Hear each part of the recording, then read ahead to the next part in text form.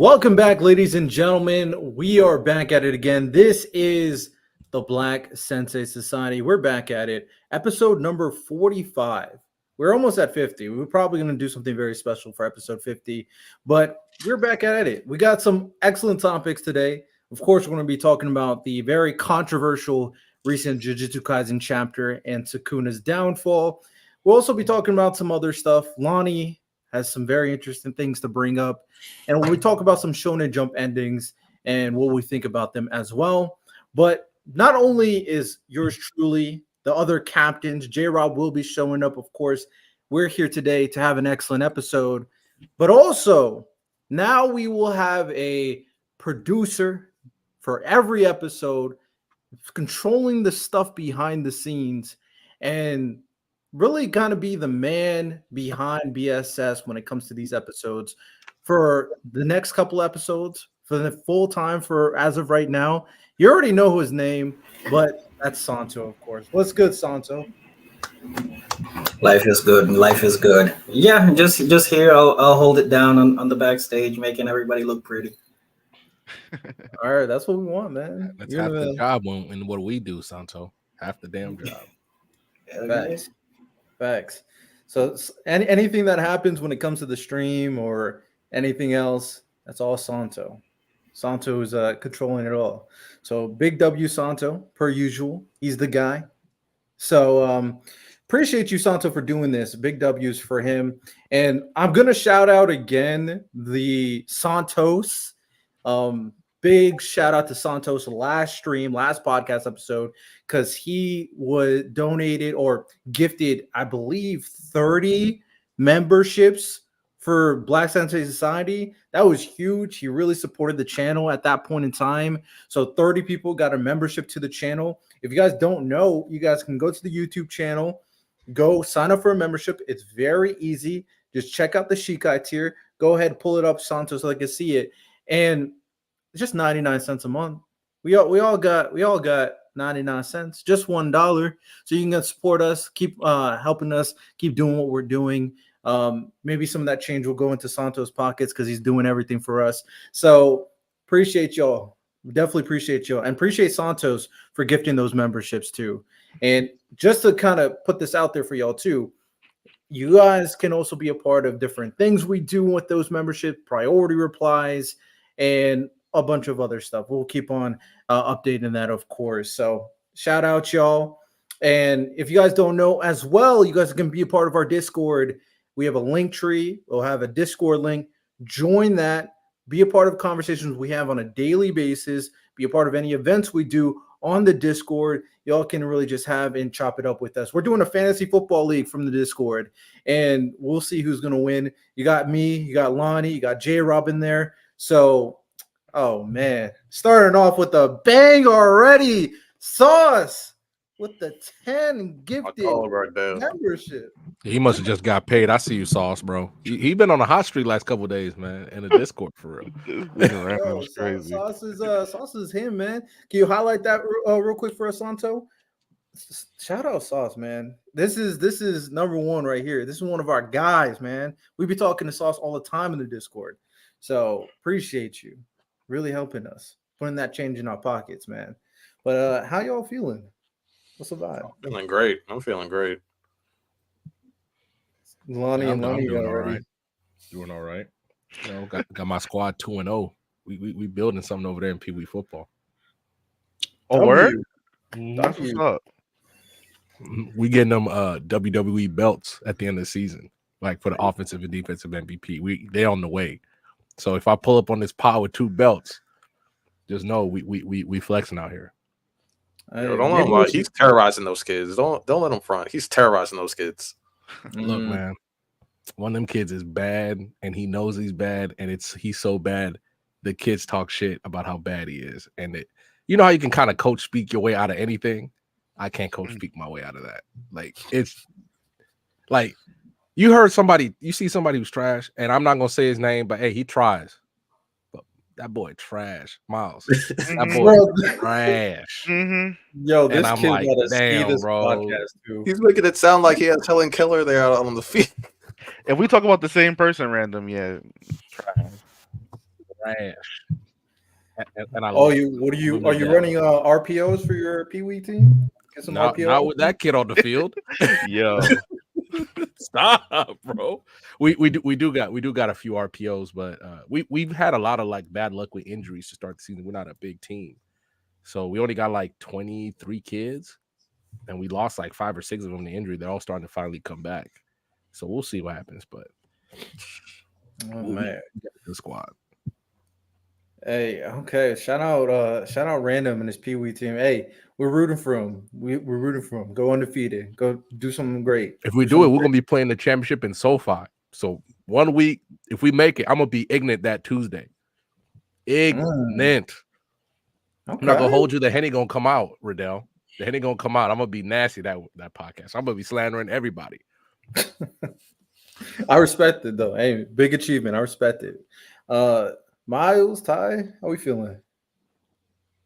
chilling, man. I'm waiting for 2K to drop, man. That's all I'm thinking about. 2K. Oh God.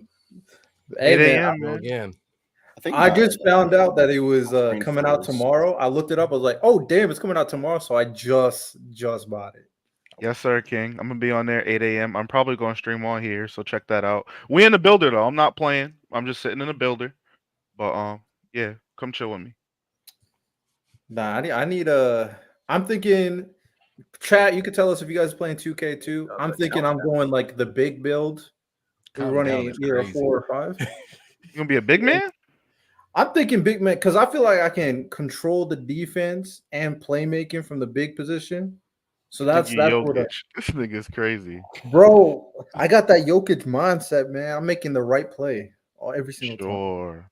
I believe it. Hey man, we here, but with some defense, I can block shots and stuff, man. Jokic with defense is a sin. Chill out. Hey man, we here. I gotta stay about away to be from on 2K, Space so I Marine, though, always Lonnie. try to do that my team shit, and it'd be taking all my money. I can't do You be it. playing my team, Lonnie? Don't play my No. team yet. That's crazy. I used to be a my team fiend. Lonnie It Rich. was bad. It Got was it. bad. I got my GM. I got a was my wedding to shit. pay for. I can't do that no more. Yeah, hell no. That shit is expensive, nigga. My GM was my shit, man. I love my GM. No, my Just GM the is act of building a team. the recent stuff they did with the NBA eras was pretty dope. You know, Mhm. changing it up, having different eras with different rules and different aesthetics. I kind of like that. But Gabe, trust me, we better be locked this time. We better be locked right from jump. We here, man. So Better be bullshit. locked. We're I gonna be don't locked. this trust time. Riddell either, Gabe. Don't worry about it. Don't trust me. I don't know how that came into your head, man. I need to lock in. Ty's about to come back. His screen got frozen, so he'll be back. But let's get this stuff started. Let's get the show on the road. Well, I guess we can't since Ty's not here, so Yeah, we can since still Ty's chop not it up here. for a little bit longer until he pops in. NFL season starts this week. We're gonna be bullshitting until Ty shows up. Well, there's a lot of stuff happening this month and next month, like video game wise, Space Marine for me, Dragon Age, obviously 2K. There's we a on lot. that Space Marine. We on that Space Marine. I forgot Deep Sparking Zero. Like I'm about to spend. I don't know what I'm Space about to Marine spend. is. I'm not gonna lie. The Dragon Ball game comes out next month. Yeah, Dragon Ball game comes out Space next month. Marine, though? What does that No, mean? Space Marine Marine is 4000. Warhammer. That's me and Yeah, Lonnie been Warhammer. talking about that for a minute. Oh. Because you can be co-op. We about to go kill orcs together and be crazy on that game. Oh, but did anyone else was the anime topic? Did anyone else see the Terminator anime? I haven't seen it yet. I saw the first episode. What'd you think? Because I thought it was pretty good. I think the animation is obviously fantastic. I mean, that's probably the biggest selling point. The animation is going to be super clean. The English dub, I actually prefer over the English sub too, because it kind of matches their look better. And Their then, tone, yeah. yeah, so I can tell it's going to be a pretty solid anime. From how it started, I mean, I don't know. I'm curious to see how they go. Obviously, they're starting off with the Terminator stuff with them going back in time. They already set that up in episode 1. The dad, I don't know, man. I can't tell if he's a crappy dad or just a really nice, empathetic dad. So we'll see. But I heard Terminator 0 got like hella praise. Yeah, it had like a perfect score on Rotten Tomatoes, so they don't have that nothing. Damn. But yeah, for y'all that haven't seen it yet, it's on Netflix. I think it's only 8 episodes. They're all like 30 Yeah, minutes. it's 8. Yeah. Yeah, definitely check it out. Oh, he's a horrible dad because he seemed kind of like a horrible dad from first He seemed episode. like I'm a not gonna dick. lie. I only watched the first Yeah. episode too. I'm gonna probably watch more tomorrow, but like he just seemed like a dick. Like I don't know. They couldn't even have a cat robot. Like that's tough, bro. But Ty, how you been? Before we move to BSS news, how you feeling? Chilling. Been busy, but I'm chilling though. I feel Oh, yeah, that. we got me and Santo got a sneak peek at the one shot that he's submitting. The hustle one shot, that shit's some heat. Some heat, man. I'm letting y'all know right now. I'm praying, like I'm talking to like family who pray. I'm like, hey man, whatever Ty needs, man. I might bust out the suit again and lead another sermon. That's crazy. Like we do whatever we can to help Ty out, man. Big W. Ty, can you put your camera higher? Oh shoot, my bad. I had to shut my whole thing off because I don't know, it just froze. Like I don't know if it's still tripping, but No, you good. All right. With that said, let's start off by moving right into BSS news. Let's do it.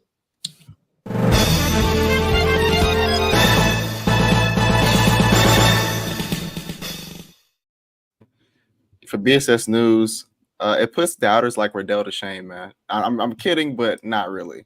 So Kagurabachi, it went 20. Kagurabachi just went 2013 bronze, got the MVP, Finals MVP.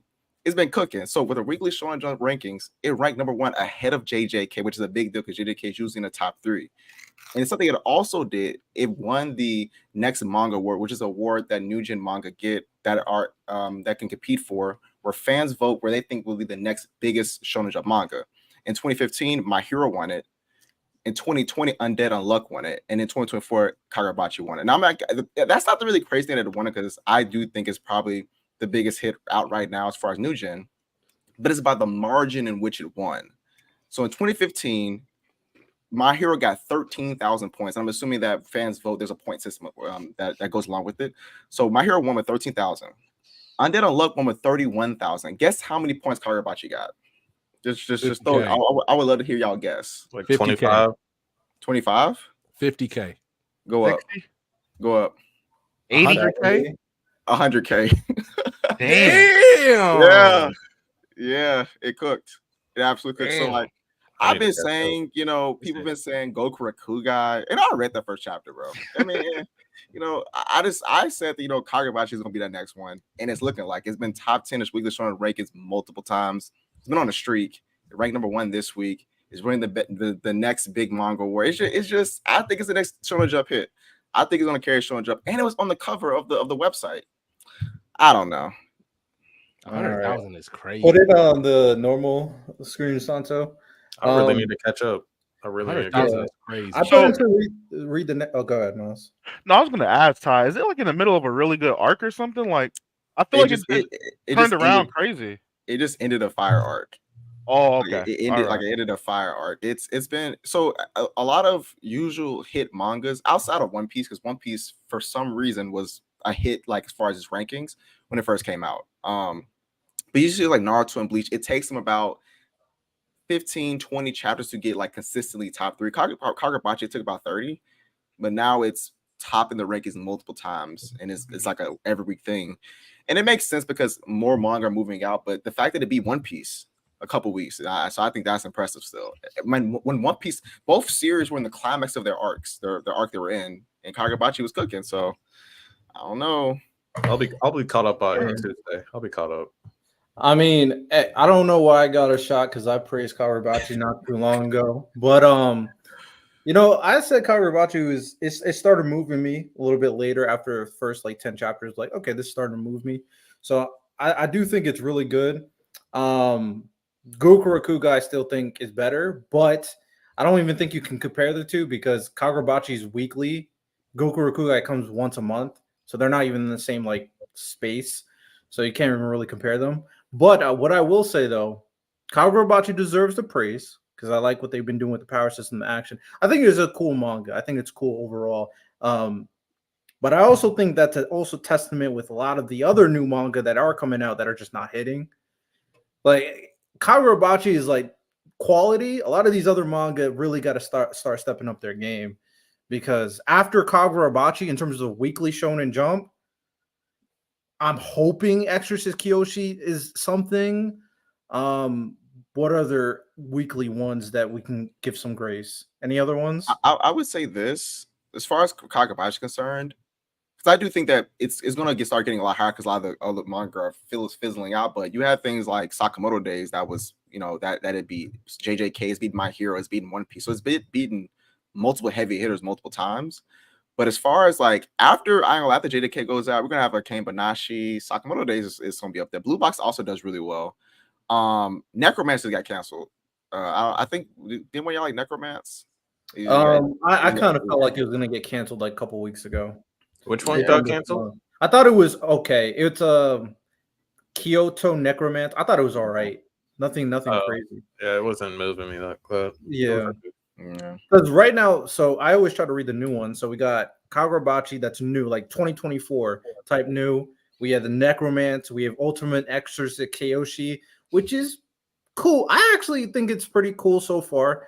We have the Psychic Cop manga that came out. We have the Tokyo Revengers creator made a new manga, Asteroid Real, that came out. That's solid. Kagurabachi and a bunch of guys right now. So is the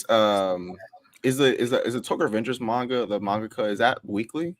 Yes, it's weekly. Because based on these rank, it might get canceled. I ain't gonna lie. Like it's not even touching.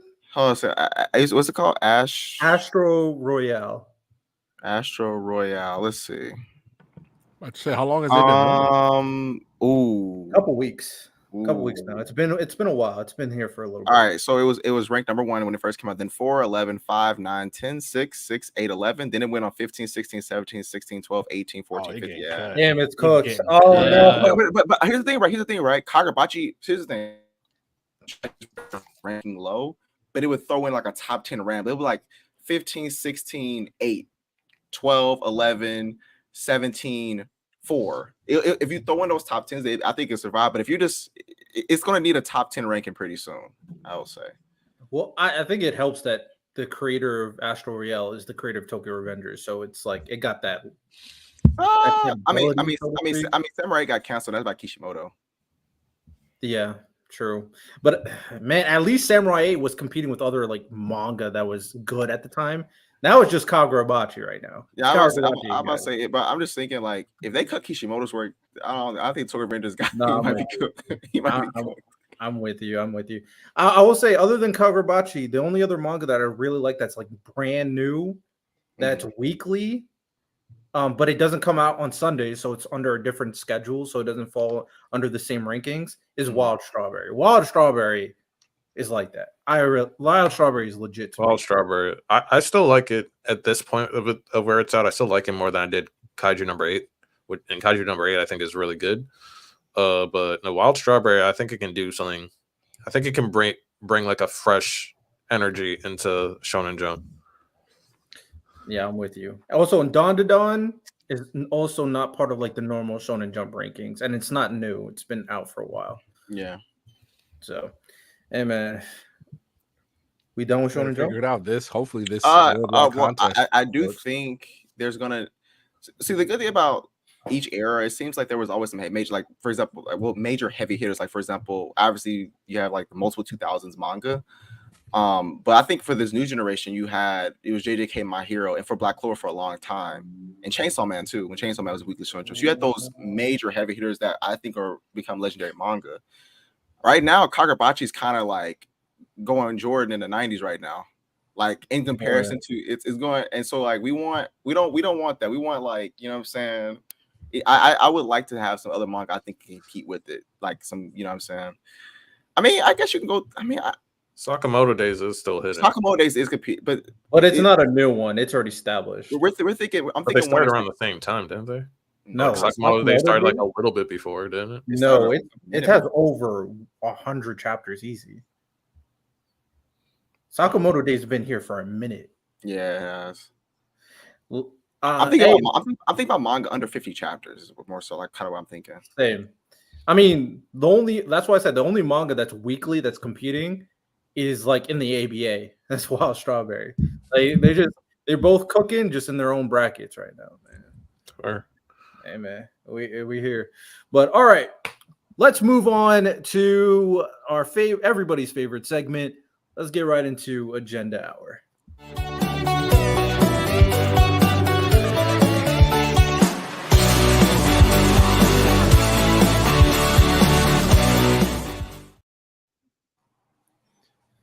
All right. Well, Lani seems like he's ready for something. We can there's two main conversations that needs to be had in Agenda Hour, it seems. Talking about the recent Jujutsu Kaisen chapter. There's a lot to touch upon that.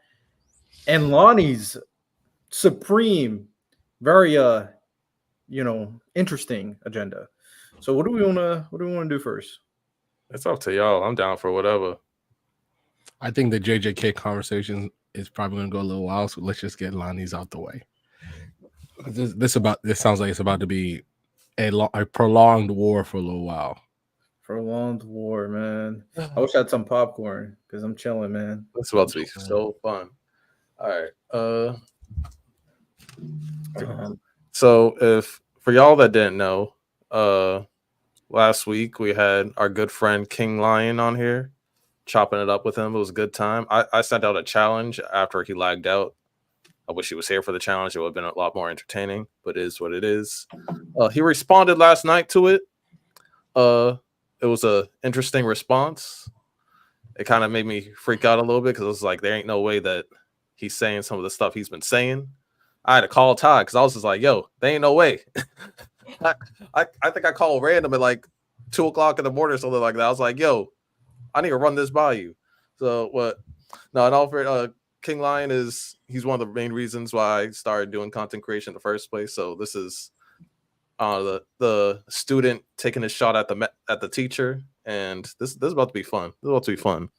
But in the words of King Lion, what did you say? If we can pull up the video.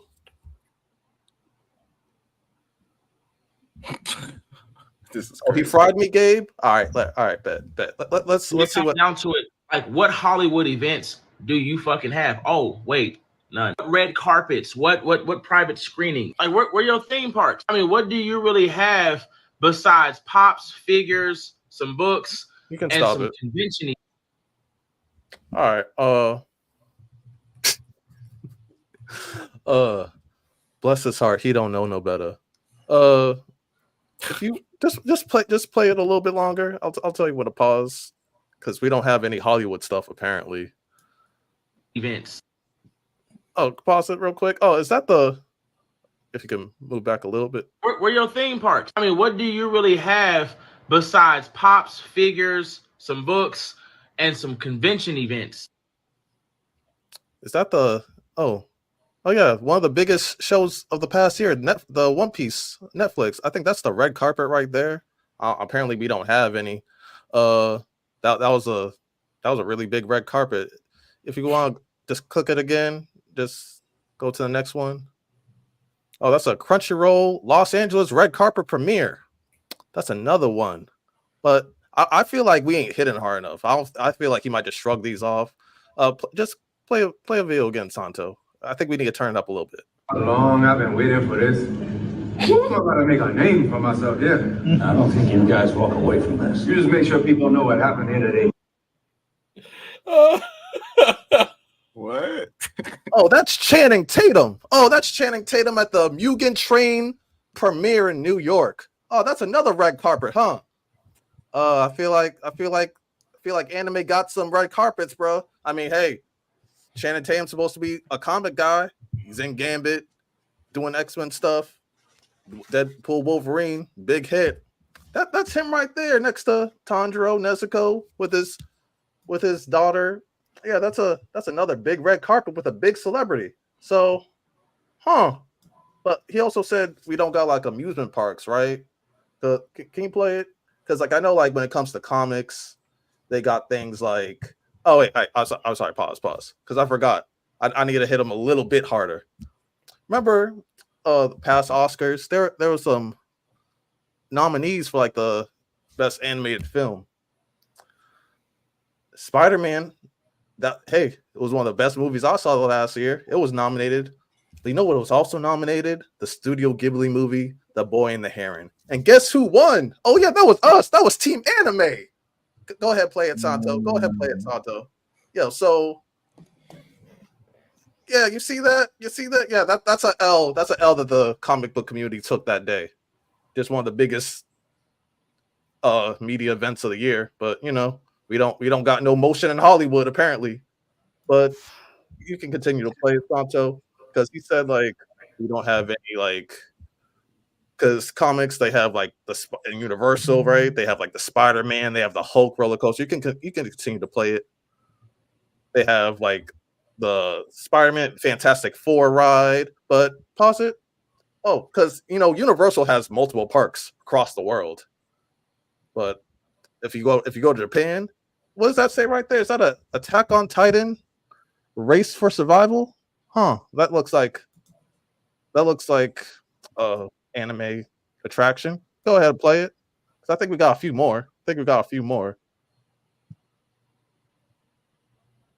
Oh, is that the Universal Demon Slayer ride? Huh. That's another thing. Okay. Oh, is that a Naruto theme park? Huh. Okay. That's interesting. I guess anime don't got motion. Oh, look at the theme park map. That's looks like a pretty big amusement park to me. That looks, yeah. All right, continue. Oh, pause it. So I wanted to get a little nasty. If for y'all that didn't know, since 1990, Mario has had its own weekly. I don't know for a fact if it's weekly or not. I'll just restart.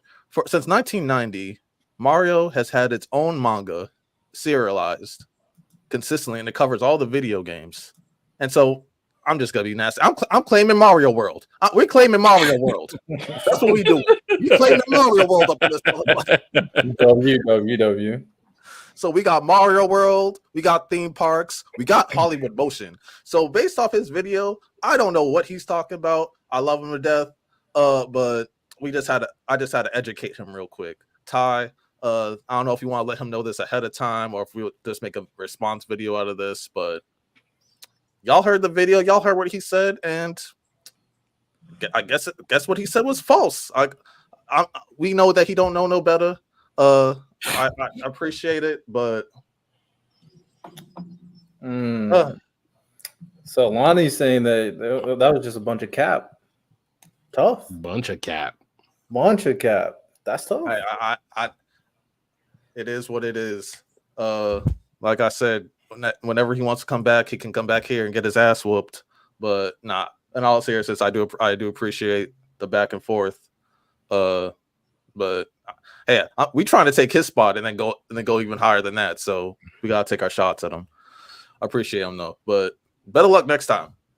Oh, by the way, we looked at because he said also like how we don't know how Twitter works, and so like I was confused. I was like, oh, let me go on Twitter because he said James Gunn was trending. So we looked on you because there's like the four like trending for you, and then like what's trending in the US. Because I called random, you were there, and I listed everything in the top 30. The only James that was there was what was his name? It was like James Green or Breen or something. It was with a B. I don't know where he's from or anything like that, but it was not a James Gunn thing. James Darren was the only James in the top 30 US trending. So I don't know what James. Hey, maybe James Gunn was trending for like a few minutes or something like that. I don't know, but hey, we know what it is. So, hey man, Lani, get to work. Last thing though, because he said like, what about the weirdos in your community? He kind of got me there. I can't really defend that.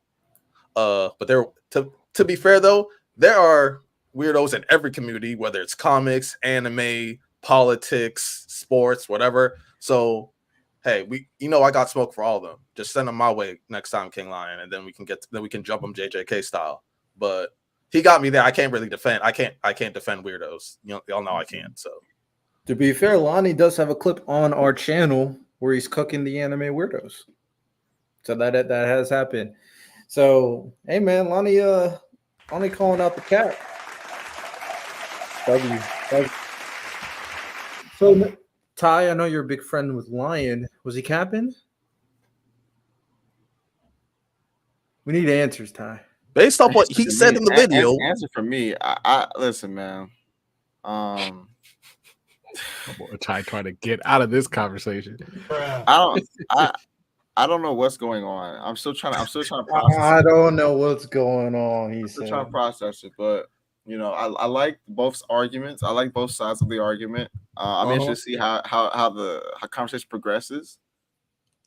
So yeah, this sounds like some shit Riddell would say. This is like so politically correct. Like I feel like Ty has like a prompt in front of him right now. Oh man, no, this is how I truly feel. Just trying to stay in the middle, Okay, all right. We say, hey, I get it, but there's still more ammo because like also Universal in Japan. Guess what? Guess Horror Nights is gonna be Chainsaw Man. That sounds dope. Also, the Spy Family movie had a LA red carpet. That's another one. It just goes on and on. Dragon Ball movies had red carpets in LA. So I don't know how he didn't know this. But it is what it is. Oh man. There's also an anime film festival in LA. Let me pull up. But I think at least this first salvo that he shot back was completely disingenuous when he knows how much anime like is culturally relevant in the US alone, let alone, I mean, dudes was pulling up in Mexico to drive-ins to watch the Jiren versus Goku fight so bad that Japan had to call Mexico and say, hey, you can't show this in theaters, and Mexico did not care. So like if that's his Megan Thee opening Stallion shot, cosplaying Miracle, you think we don't got motion? Hey, all we need is the Yoroichi cosplay and motherfuckers will die happy, but that's for another day. I just think for him to say that all anime has are Funko Pops, some books, and whatever, completely just, I mean, we don't even need to talk about your main source, which is comic books, and one manga outsold your entire industry. Let's not even add more onto that. Like the age of comics being the number one thing in America right now looks like it's over.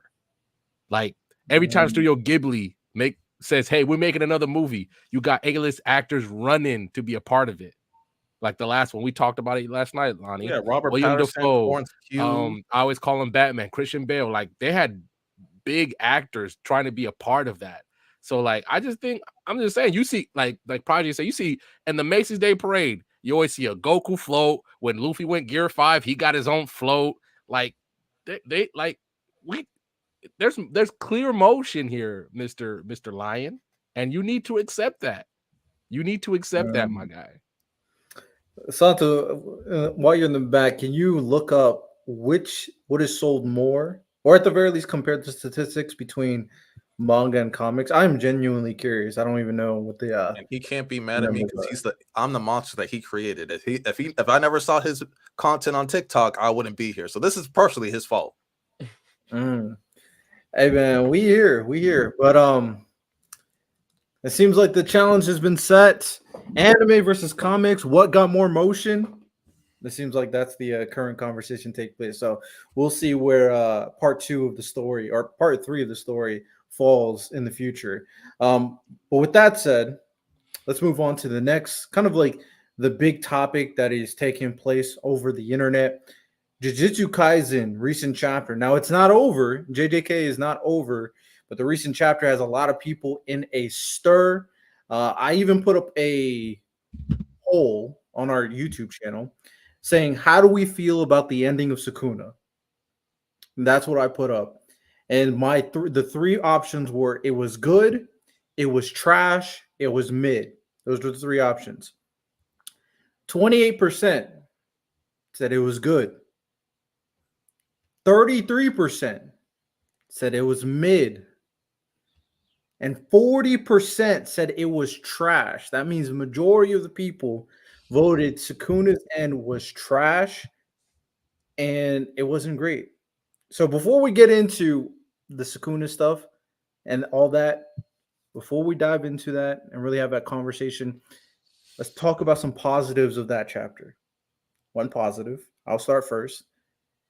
That Gojo joke was funny as hell. I'm not gonna lie. That is one of the funniest moments in manga history. It really was. It really was. It And saved. I'm not even trolling too. That was it saved the chapter for me. It saved the chapter. it's legitimately funny. I feel like that's a normal take too, because that came out of nowhere. I'm pretty sure I'm gonna end up sending like a similar letter to like Riddell's kid one day. So it's just What? what? So Blottie's gonna take me out. Okay, all right. Crazy. Seems so. But what do y'all think? And Lani me agree it's funny joke. Y'all think it's a funny joke? It was funny. No, it was funny. It was absolutely funny. Man, these guys giving me no energy over Let's here. talk about what really happened. It was funny. No. No, It was funny. My thing was, I think I want to see what happens next chapter before I call the end of Sukuna trash, because like a lot of people, I was really disappointed with how it ended. Maybe because I just need to read the whole fight over again and see how it ended to feel that way. But a lot of people are hating on Gege right now, saying that he fumbled when I feel like he's got us in something like this before, and we attacked JJK and Gege personally, and we fell for the okie doke. We got 3 more chapters. If it ends like this, then you got it. But I think 3 more chapters. Let Gege cook, because that's all they've been doing is cooking for the better part of this year. Let them cook, and we can talk afterwards. So I'm really waiting to a next chapter before I decide anything. I guess my question is, how should Sukuna went out? I think And people why- want and- a and- grandiose and- battle. Not him looking like Migi from Parasite. Time Ty. out. How should he have gone out, and why would it have been better? That's Lani that. I didn't want him to go out like that, like some little Like what? bitch. Like he looks like me. He looked like Migi from Parasite. Oh my Right, but god, bro! how is he a bitch? Did you not see his ass sweating and all of it? He looked so desperate and what? Oh my god! How is he desperate if Yuji offered him mercy, he didn't take it? I said he looked desperate. Not towards the end, he was just like, "All right, I'm dead, whatever." No, but all honestly, when it comes to the chapter, was it? Where do I start? With Sukuna, he's like malevolent. He's like malice and like chaos incarnate. He is nothing but problems, always. And I knew he was probably going to lose. Like there was like a 99.9% chance he was going to lose. I'll say like 99 because Gege's a troll like that. But my issues were I didn't like, not that it was written badly, because there's this to like not liking something and it being bad. I think I was arguing with you before. I didn't like how we still don't know what the hell Yuji's domain is called. We really don't know. I didn't like how the main character's domain, I guess, 100% hit or sure hit. Yeah, I thought I was hoping it would look cooler. I was hoping it would look better than like that half panel or whatever. I barely even know. I had to like reread it after you told me that it hit. I had to reread it. I was like, oh wait, it actually hit. It was mid. And then the fact that like he died to like a black, because I would just assume like reading like, oh, domain expansion. Oh, he's gonna lose to Yuji's domain expansion. No, he just lost to like a 500th Black Flash from that day. Like Jesus Christ. And no, like I said, it's stuff like I cannot like something and then it being bad and me not liking is two different things, Ty. No, it's when y'all sometimes y'all make arguments, it's like y'all are being disingenuous on purpose. No, it's not. One, I'm not saying that it's bad. I'm saying I don't like. No, it's not that. Did he lose to a Black Flash, or was he hit with a soul resonance attack from Nobra, which weakened the soul, and then he got hit with the soul splitting dismantle? Yes, but the Black Flash was still the last hit. The Black Flash was still the last hit. Yes. No, but Ty at the same time, like I mean, I get it. Ty always. He wants me to be very specific. Yeah, he got hit with Nobara stuff, the Nobara shit, which fucked up the soul, which was what we all predicted if she came back, and then he got hit with the Black Flash, and the Black Flash is what finished it off. That's what happened. Is that correct? Yeah, I'm just saying that. Oh well, he just lost to a Black Flash. I'm like, I literally said how I didn't like the short hit final thing. So it's like there was clearly steps before that. but the Black Flash. Then also the Hikari fight was one of the dumbest fights in manga history to me. I'm sorry, that shit was like a waste. That off-screen shit was like a waste of time, bro. Like, I'm sorry. That was the fact that like, yo, and here's why I say it's like it's a waste of a fight.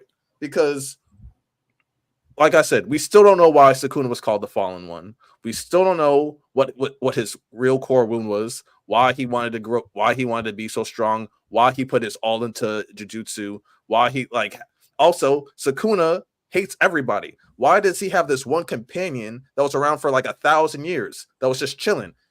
Also, how was he alive for 1,000 years? Because he wasn't like no cursed object or anything. We don't know nothing about about Mr. Iceman. We don't know how he met Kenjaku. We don't know how he first met Sukuna and how Sukuna accepted him. We don't know none of this shit. So it's like, and then after Sukuna loses, he just offs himself.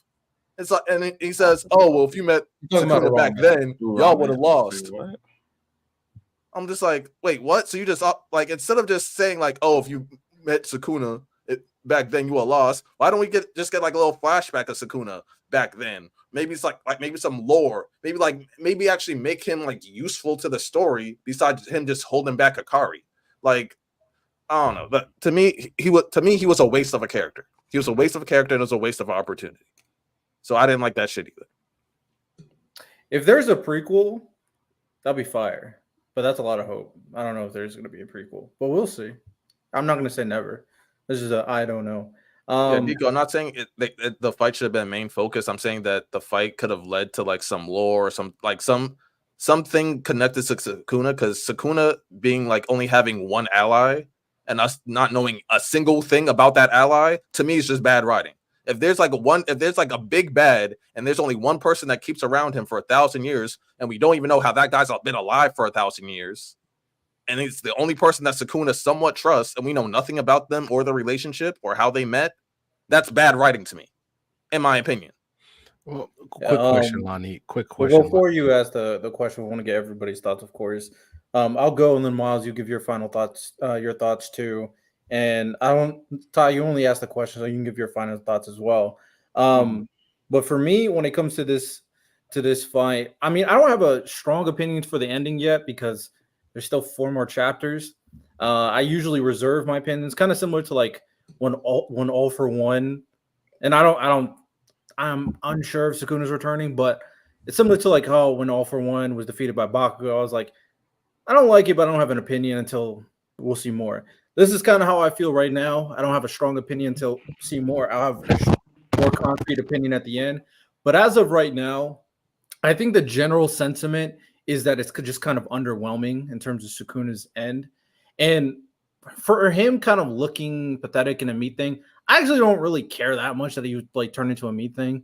And I even like the point that not only people in the chat made, but even Ty made, because I do think it's a very interesting point. And I actually kind of like the point of you thinking you're all that and then you going out very pathetically. I think that's a pretty interesting point. But overall, in terms of the final confrontation, I just was underwhelmed between Yuji and Sukuna, the final confrontation. I was underwhelmed for Yuji's domain expansion. And then the final sequence of him ending, I was underwhelmed there. I just expected something bigger for this final clash, for Yuji to do what, this is going to be his shining moment. And like we said, I mean, he did his, soul cutting ability thing. Nobra came in, did what she's done in a Black Flash. It just wasn't that interesting to me. And I already said I didn't like the conversation between Yuji and Sukuna at the end when Yuji was trying to connect with him. I didn't like that. I personally interpreted him trying to connect with him for some reason. I just don't like that. There's no way someone's going to convince me for that. So those are like the big things. And I guess the biggest thing for me at the very least is that I wanted more narrative in terms to understand Sukuna better. The fact that we didn't get that backstory, the fact we didn't dive into Sukuna and what led up to him being this great evil, this great curse, him having these feelings and these opinions, not getting that, I think it doesn't do Sukuna justice in my opinion. So those narrative threads the final confrontation and then Yuji's dialogue at the end is just stuff I just didn't really like that much. But we'll see. 4 more chapters, anything can happen. I will keep my opinion open until it's officially over. I don't really have a crazy opinion. I really don't know how to feel. I'm not in the camp where I really care about all of the background lore of Sukuna and why he's doing what he's doing and all of that stuff. But I also felt like I was missing a little something. I've been tired of this kind of like Sukuna Final Countdown arc in general to begin with, so I guess that's kind of why I'm checked out. The main thing I do want to agree with Lani is that Urame Hikari thing. That shit was pointless. I don't understand. Like they're just stalling, or they give a little bit of exposition here and there, but it was nothing worthwhile. I could have gone without seeing them at all, and I don't think it would have changed anything. All he was kind of doing is giving insight to Sukuna's mental state, whether he's using full power or not. I mean, it just felt cheap just to have them there, just to be there. Like there was no actual resolution for them. Other than that, I really don't know how to feel yet.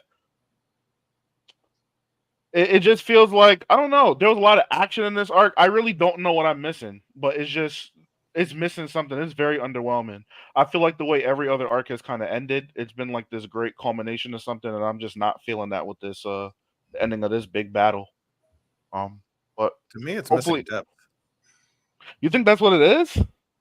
It's like the weight of like why things are happening. Like, yes, this is the final battle, but I feel like final battles should like come with like not just like emotions, but with like the weight of like the history behind. Like it should be like the culmination of like everything. Like when Maki's fighting, like the culmination of like everything that she's been to up to that moment. Yuta, everything that he's been up to that moment. Yuji, he used everything. Like I think Yuji's the only one like where we saw like everything that he's been through came into fruition in that moment. But like for the rest of the main characters, we didn't get that. Yeah, I don't think you got that for Megami. If like this whole like his the reason why he couldn't fight away from his soul because of everything that happened to him. That's the reason why it took him that long. So why wouldn't that then? Well, he's more like the victim in the situation, so I guess you could say yeah. But like I would just ask like why wouldn't he be included in one of the characters that this is the culmination of everything he's experienced? Like Sukuna sought out to destroy him and everything he loved to ensure he could never escape, and it was because of the love he had for Itadori that he was able to escape. Like that's, and I think it's also a combination of Gojo. Gojo's whole thing was fostering this generation so that they can surpass him, and then they are the ones that ended the final confrontation. So I just disagree. But I mean, I think you're referring mostly to the villains, though. Like Kenjaku, man, I don't know what Kenjaku's deal was. That's a fumble for me. Yeah, Kenjaku and obviously Arame. It's more so the villains, and I guess this is unfair, but I held Sukuna in so high regard. And I just don't think he lived up to my expectation. So I'm sorry. Do we know why Kenjaku did what he did? Yeah. Well, we know for the what's it called? What's the thing called with Tengen? No, I would say he wanted to optimize curse energy and start the merger. Yeah, he wanted the merger, but I'm saying why did he want the merger? What was the original reason why he wanted the merger? Why? How did he find Yuji's dad? Why? How did he find Yuji's mom's body? How did that conversation? So we know that he wanted to create an evolution, and piece of it was his curiosity. Man, that's weak. I have a question. How so? What do you? Curiosity is like a good base, but it's not like there's no depth to it. It's just like, oh, I'm just curious. Like, okay, but what led you to be curious? I can't really parse it with anything substantial, Ty. But it's the same way I feel about Aizen. I think curiosity is like a main moving point. It's not like what made him curious. We don't like why. How did he find Yuji's mom's body? How did he convince Yuji's dad to do the back shots? How did that whole conversation go? Like, there's like so many things that I feel like in terms of Kenjaku, like we didn't really get. So like. Well, before we get into that, Ty, what do you think about this chapter? I enjoyed the chapter. I really did. For one, I wanted to see how they were able to beat Sukuna, and I'm happy they beat him with love, because that was the biggest thing, is that Sukuna's isolated and love was 100% going to beat him. That's why when people are saying that Sukuna was going to win, I was like, there's just no way. That would be so inconsistent thematically if they were to lose. I also think that Itadori's full circle moment of him understanding the value of life, because this whole thing was that him. I think that his whole story was about him not valuing himself. If you really think about it, like we see that with the binding vow of him agreeing to let Sukuna take his life as a hurting one, but he doesn't include himself. We see his willingness to die, his willingness and acceptance of himself dying for the greater good, but not really seeing the value in his own life. And I think that when he's having that conversation with Sukuna in his domain, he's talking about how through all his experiences, everyone's life has meaning to it. You don't have to do something grandiose. Because he thought originally that what's going to give his life meaning is if he takes on this massive task of taking down Sukuna, but not really understanding that believing that act will give your life meaning kind of diminishes others around you who don't have maybe those aspirations. So I think that him realized that despite if you're trying to take down Sukuna, despite if you're just living a normal life, your life has value. I think that's the exact opposite of Sukuna, who doesn't see value in anything. So I think that him coming to that conclusion I thought was beautiful. I also think, I love Nobara coming back. I think her whole thing coming back, I appreciated that, especially when you look at like a lot of the foreshadowing of the final finger. I think that was really well done. We knew that Gojo had the final finger. We knew it was always in play, but didn't really know exactly what to do with it. And then the conversation having Yuta about talking about how they're going to take a gamble, which was obviously alluding to Nobara. I think that Gojo has such faith in the next generation that he set up everything for them. Even though he believed he was going to win, he still took all these provisions to ensure that next generation could take over in case. And that really just shows the difference between the two strongest of the previous era and then his era, like his mindset. Obviously that ties back to his relationship with Ghetto. So I think it was well done. But fair. Brandon, did you give your final thought? I know you said something about it. You said a little bit, but is that all you had to say? No, I was gonna ask Lani a question, but he already answered it in his back and forth with Ty. Like, so I just think wait a chapter, Lani. I think wait a chapter. I'm waiting. I'm not making like any final. Like I'm optimistic because Gege hasn't let me down yet. So I'm hoping that we get some type of context, we get some type of answers. Because I'm sorry, if the story ends and we don't know why all these things, like not everything needs to be answered, of course, because it's probably not going to get a perfect grade, of course. Nothing ever really does. But I don't know. I feel like we need some type of depth or whatever. We need something. But I'm kind of scared what's got, because next chapter where it's the whole Yuta situation. Last chapter is probably going to be an epilogue. Or maybe like a little time skip. So it's like, I don't know how much. Yeah, the GOAT. I don't know how much time or how much they're really going to cram in. So I'm cautiously optimistic, but it's not looking good so far. But we'll see. We'll see. Gege hasn't let me down yet. Yeah.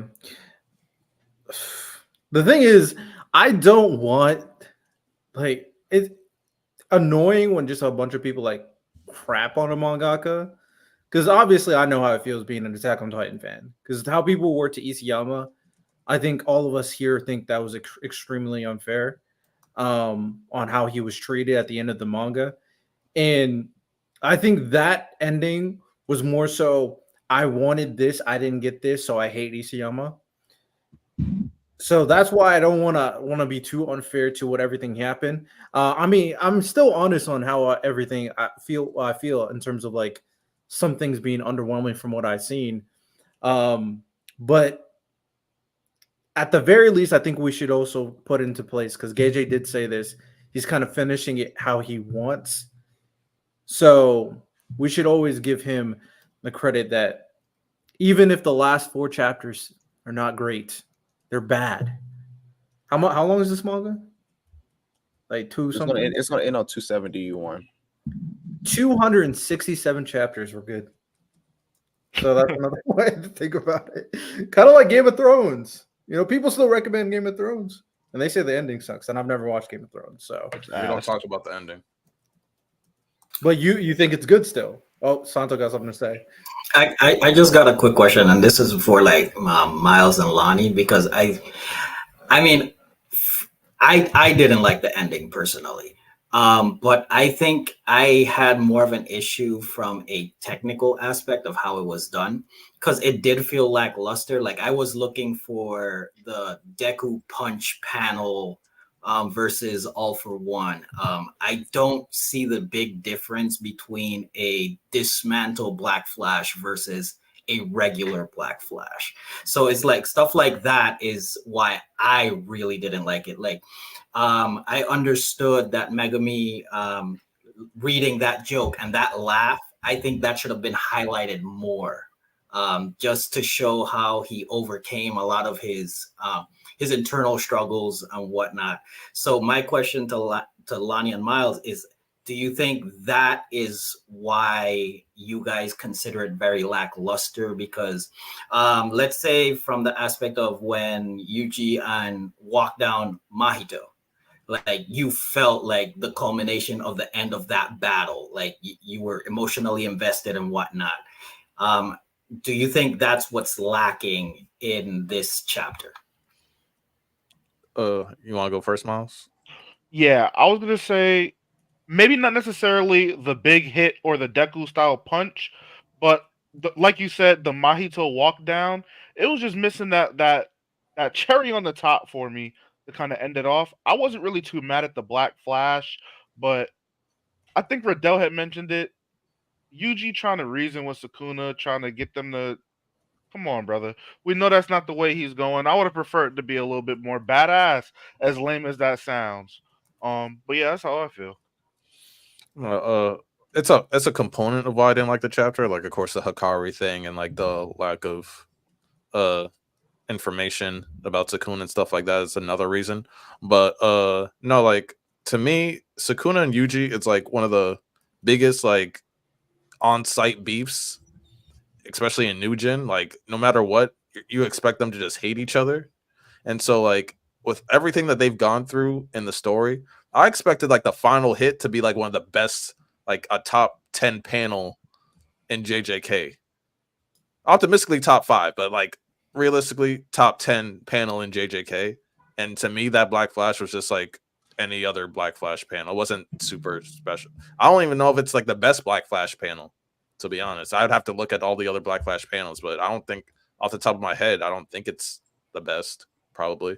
So, or if it is, it's not really a separator from the other ones. I just expected, I think in the back of my head, I probably expected the final hit to take out Sukuna to be a beautiful panel. And it was just, okay.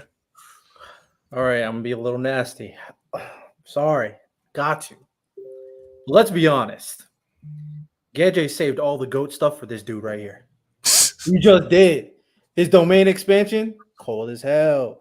He went in Gojo's body with taking Kenjaku's ability, cold as hell. Mm-hmm. All the GOAT moments was right here. He had them. It was his. To your point, Riddell, to your point, a few weeks ago when Gege was at some anime or manga event or whatever, and they did that interview, which I posted in the Telegrams and in the Discord, they still would have preferred a story with Yuta as the main character. To this day, he or she stated that they still would have preferred a story of Yuta going through the story, and if they could do it all over and not listen to the editors, they would still have Yuta as the main MC. So editors. Yeah, they do their job, because listen, the editors be cooking. Yeah, do they not? They know a little extra. They're gonna be cooking, but I think Gege said that the story would be a lot more emotional, a lot more. They felt that they could have wrote it better. They could have wrote that story better. It would have been more consistent, and that I think it would have been like more personal, because like you would have really been able to go on the journey with Yuta while he tries to exercise Rika. So to them, it would have been a better story than what JJK is. So I mean, that's just a creator's opinion. But you know, he didn't need to be the son of the reincarnated twin of Sukuna to be a dog. All right, he didn't need all that. He was just a dog. Straight up. I'm just saying, man. I would say we're gonna ignore Rika, huh? We're gonna ignore. I mean, Rika. You know what, Rika? You know who Rika loves? This dog right here. And she knows he's a dog. That's what happened, bro. I'm just saying. That's what. I'll let you be nasty for now. It's not really being nasty. That's what the author said. That's what the author said in an interview, that they still would have preferred Yuta as an MC in a different story. But I do. Well, speaking of Yuta, what do we think is going on with Yuta? Because they gotta save Yuta at the end of the chapter. What do we think is going on? I think I've been feeling like he's gonna live, but some people feel like Gojo's gonna come back somehow. Nah, that'd be crazy. No, Ty, I'm letting you know right now. If Gojo somehow like a Sukuna like version, like in Yuta's body or whatever. You thinking like Riddell's theory? I'm officially calling this Disney Kaisen. This is Disney Kaisen. Here's my thing, right? Before, let me explain the theory, and then you. Yeah, theory. I got something to say about that. This is because I've been hearing a lot of people say, like, this is Riddell's headcanon, of course. So I've been hearing a lot of people say, like, oh, Gojo's and Yuta's and Gojo are sharing the same body. So I was like, that's kind of weird. So I just came up with an idea. What if Gojo kind of became a curse like Sukuna, and that's how they're sharing the same body in this situation, where Gojo just kind of became another version of Sukuna in his own way, because he's also the strongest to ever live. So that's something that just came out of my mind, and I'm low-key thinking it's very possible that's gonna happen. And I will call it Disney Kaisen until the day I die. Well, for point number one. First thing, what's wrong with things being Disney? I have like Disney movies are fire. Do I look like a Disney nigga to you, Ty? Hold on, say Disney movies has some of the greatest stories of all time. Do they not? Cool. Do I look like Disney? One of the most iconic deaths, Mufasa, is a Disney movie. That's one of the most iconic deaths in fiction, is it not? Yeah, emphasis on death. Emphasis on death.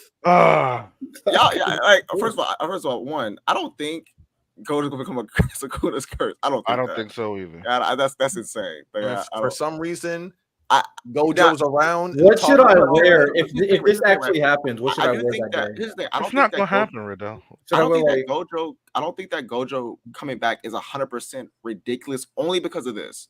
We know that let me tell you why. I don't think he will. I'm not saying I want him to. I think that him going to afterlife, I want him to be in afterlife. Mm-hmm. He wants to be in that. He wants to be in that afterlife. He's like, I hope this ain't a dream. I want him to stay there. But the only reason that it's still possible technically from the powers to the world building standpoint is that they said the body and the soul are one. That's why Geto was able to react to Kenjaku and choke him. That's why Toji was able to, because they said the body and the soul are literally one thing.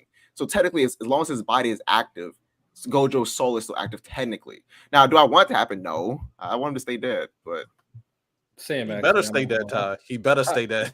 Or what? What's gonna happen? I'm gonna be mad. The Gojo fans will be unbearable if he comes back. I'll definitely be unbearable at the same time. I'll be mad, but I'll still be trolling the hell out of Ty. Be like, I told you, motherfucker, he was coming back. I told you.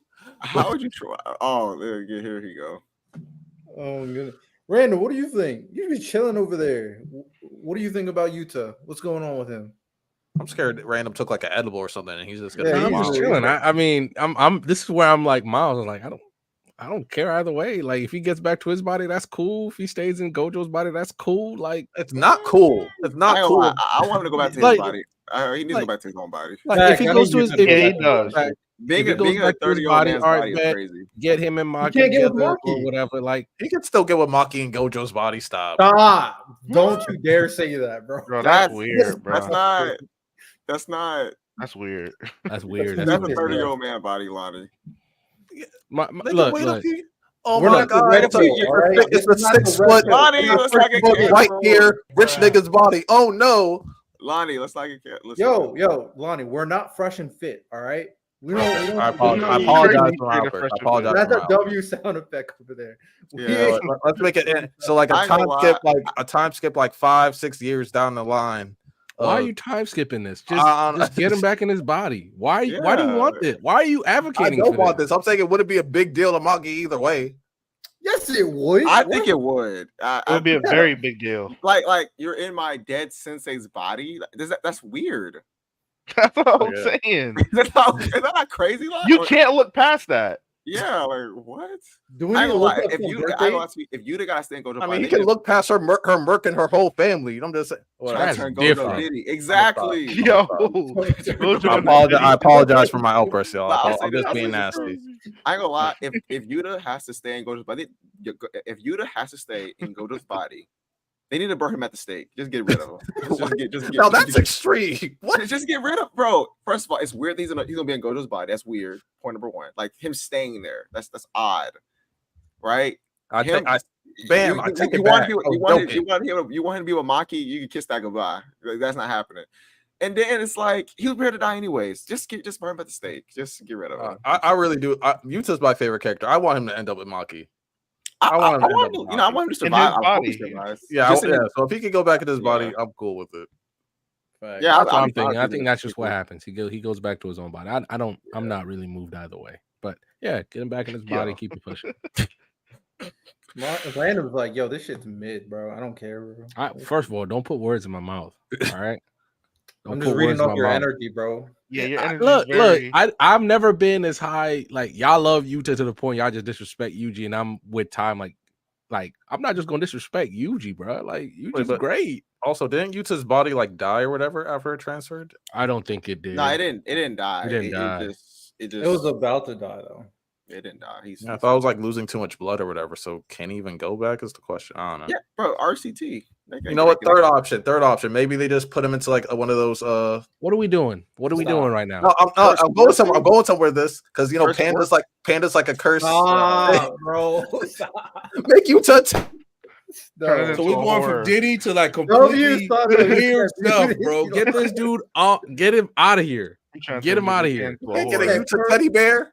No. Trying to turn Maki into a furry, bro. Like, that's crazy. What are we doing? I didn't even go that far, Riddell. I didn't go that far. You said teddy bear, bro. I heard first things first, you mentioned Panda, which I'm not gonna say it, but you know exactly what you're intimating with that. You know exactly what you're intimating. Intimating nothing. I'm not intimating nothing. I'm saying if he can't, if he has to leave Gojo's body, maybe he could go into like a doll or so. I don't know. I'm trying to help him. I'm trying to help him out. Yeah, all right. Yeah, bro. I apologize for my outburst, y'all. I was strong. That's the second one. You can't apologize for your outburst anymore. What are we talking about? Yeah, that's crazy. I don't think the Panda one's as bad. Any more agendas, gents? I think Sakamoto Days is going in a very interesting direction. I don't know if y'all read the latest chapter. With read it. I haven't read it either. No, I don't want to spoil it. But the training arc is going along with other guys. They're in an interesting. I might have read it. They went to the prison, right? Yeah, they went to the prison where like all the, I guess, people that messed with the assassin association are at. They said they talk about different levels, like the most dangerous people at the bottom and stuff like that. So I think we're gonna meet some interesting characters. His ESP is gonna probably end up being cracked by the end of this little training arc because he already has like a little bit of future sight, read people's minds, and he can also change people's thoughts. So and he's trying to meet other people with ESP there. So it's gonna be interesting to see how. Well, he's trying to meet like their fortune teller people. I don't know how the sniper guy's gonna progress in prison, so that's gonna be interesting. But I don't know. Oh, thank you, Santo. You just reminded me. So I got a TikTok for us to react to. If Santo could pull that up. Someone, if you guys don't know, you guys can send us clip to react to on the podcast. Just send it to me via Discord. So join the Discord via Linktree. Someone sent me this. I think it was Leon who sent me this. Yeah, Deco, they got some powers in Sakamoto. So let's react to this TikTok. Shout out RDC. Even though I will say that this arc has one of the most cat moments, not just in One Piece, but in anime history, bro. Luffy literally died in that crocodile fight, bro. Oh yeah, no, that's Captain. He literally died in that bitch, and I'm not gonna lie, this arc really hold crocodile because they tried to make the nigga. Well, first of all, he lost like episode 90, Luffy, and now they're trying to make him come back and like he cold. You know what I'm saying? Like he was that's with Mihawk and shit. Like, bro, y'all hold that nigga, bro. Stop doing that, bro. Hey, what he do at the four? He stopped. He ran up. He ran up on Whitebeard. Yeah, he ran. Yeah. He ran up. This nigga lost to Luffy with water on him, bro. That was hard. But see that? No, I don't feel that. But hey, but what's up? Are they right? Is that cap? Is that moment cap? Yeah. Like, are you talking about like Crocodile stab Luffy? Are you referring to that? Or maybe when they drained him. Well, from what I'm interpreting from the clip, they're saying the fact that Luffy should have died fighting Crocodile. Luffy shouldn't have beaten Crocodile. The whole blood thing and the water thing was cap. The killing him and coming back in the water bubble was corny. And then Crocodile losing to Luffy never made sense to me. Only because it was established he was already in the New World prior. And then at least when I'm thinking about other characters who lost to Luffy in that time period, characters like a Gecko Moria, for example, his will was clearly broken. He was like a shell of himself, all of that, where it kind of seemed like Crocodile was kind of at the height of his ambition, or at least leading up to the height of his ambition, which is now trying to make Baroque work, take over a country. I just don't see how somebody what we know about the New World, how he could have been navigating those waters and then losing to East Blue to a rookie. I guess he half and half cooked. Do the rest of y'all agree? I think it's okay because it's the rookie, you know. Sure. I mean that's the best explanation possible. Like sure. Yeah, he's the rookie. He's the chosen one.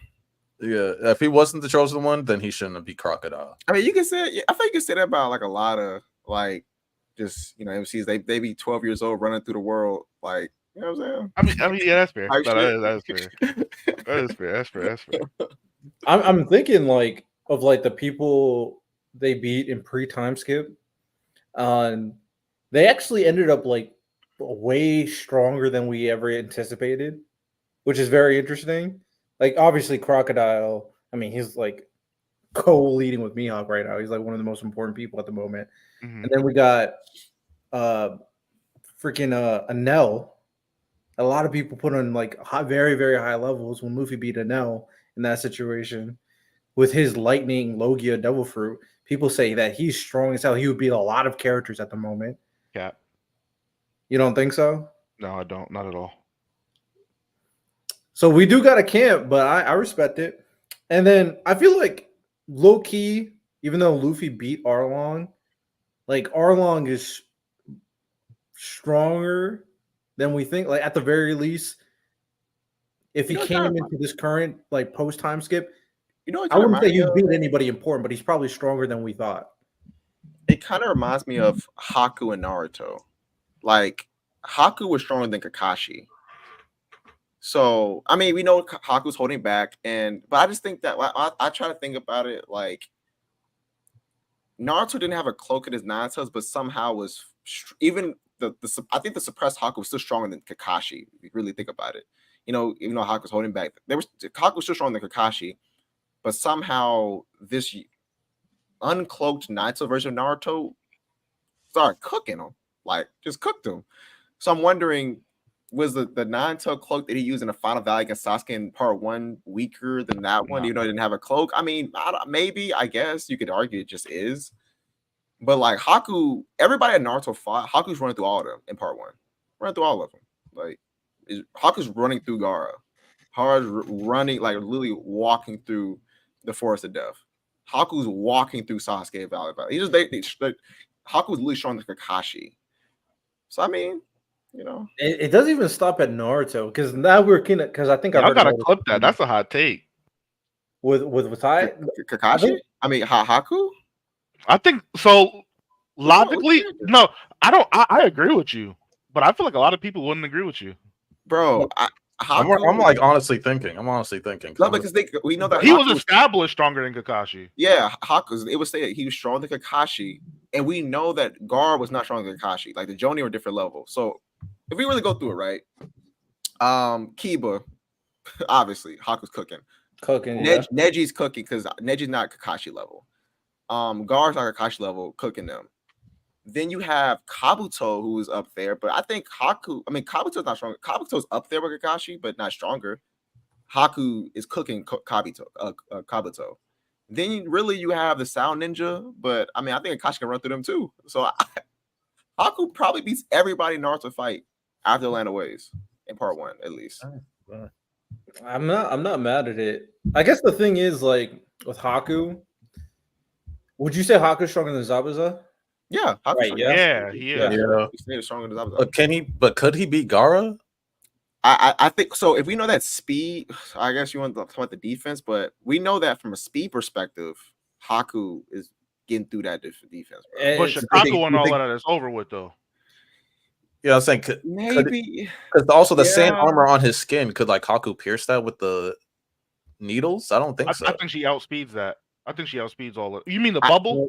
No, I'm talking about the sand armor on his skin. I think she's getting through that. I think the fact that Rock Lee was cracking like the armor, I feel like them ice mirrors. I just don't see how Gaara's getting out of that.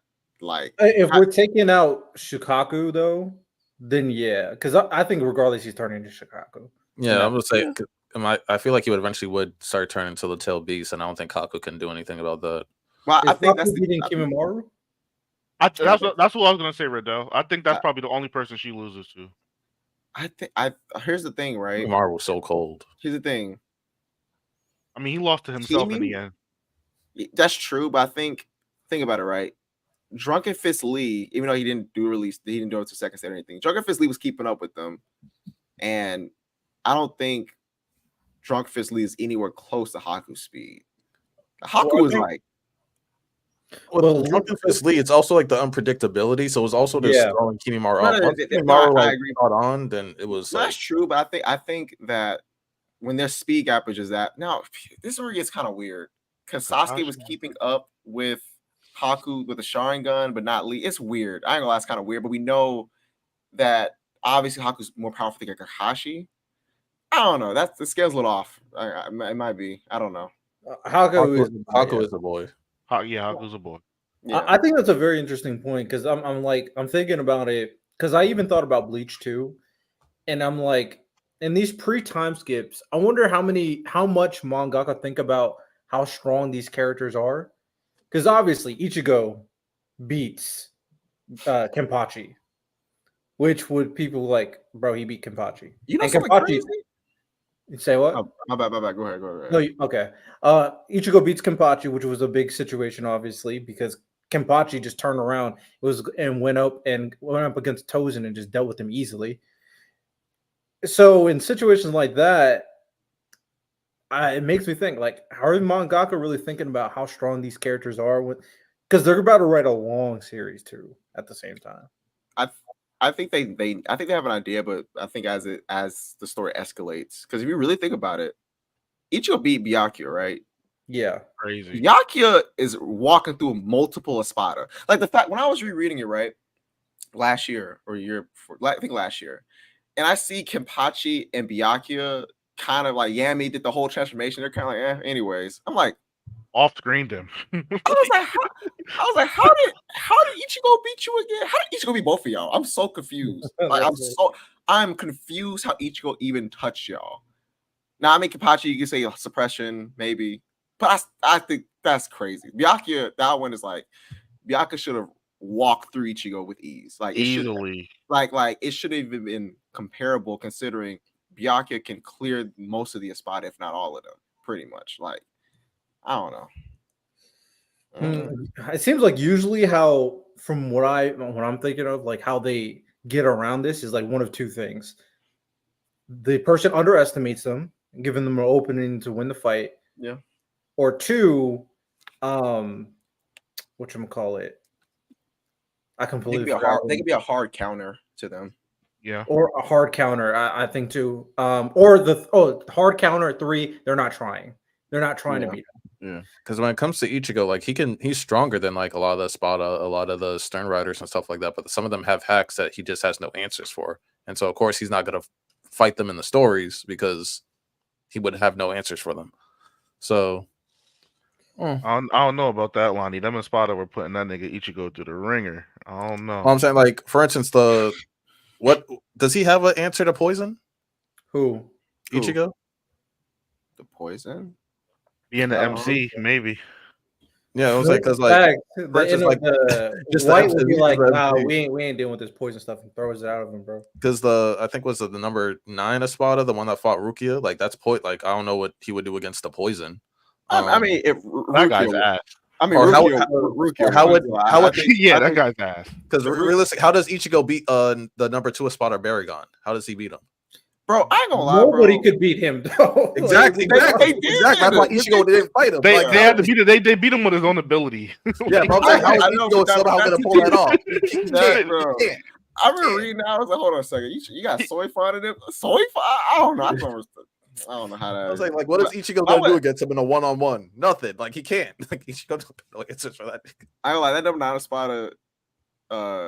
So I guess he's definitely doing nothing to that. Ichigo's tricking him, bro. Getsuga Tensho. That's trash.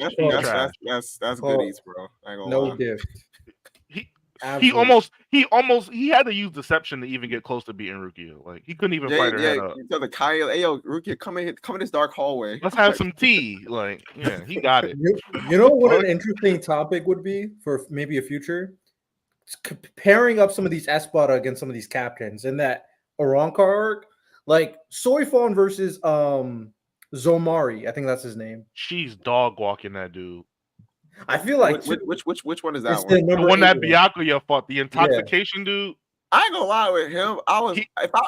His death, him screaming to his master. I couldn't take it, bro. You talking about the black dude, right? Black dude, yeah. I ain't gonna lie. If I was him, and I get it, right? Villains love to toy around. I would say slit your own throat. That's what I would have said. Like this whole like I'm gonna stab your leg, and I'm like, nigga, just kill you. Like make him kill himself. But he's stupid. I don't have a problem with that because all villains do that. They toy around and they like to flex. So Soifon is a terrible matchup against him, though. Like she was a terrible matchup. He would never be able to control her. She'd be too fast. Facts. And anytime he hits like her arm, she's immediately cutting it. Like absolutely. Yeah, she don't care. Yeah. Yeah. So yeah, that would be a bad one. That would be a bad one. But that's a potential interesting topic for the future. Any more agendas, or we go right into the? I got a few quick ones. First things first, I need y'all to respect my boy Senku. Like when y'all had Light Yagami, I can't remember who shared it in the Discord saying that like Light Yagami, a whole bunch of people who are manipulative saying that they're smarter than Senku. I need y'all to go ahead and go watch Dr. Stone again. My boy restarted Civilization. Y'all need to understand, like Ty, we talked about it last night. Just because you're manipulative does not mean you're smarter than somebody. Senku is just the only person I put above Senku. Me and Santo, we talked about it yesterday. Me, Tyler, and Santo. The only person I put above Senku is Bulma. That's the only person so far. Maybe. And that's still like a maybe. Yeah. And I'm like, y'all need to understand what Senku has done. My boy was out here making electricity again from nothing.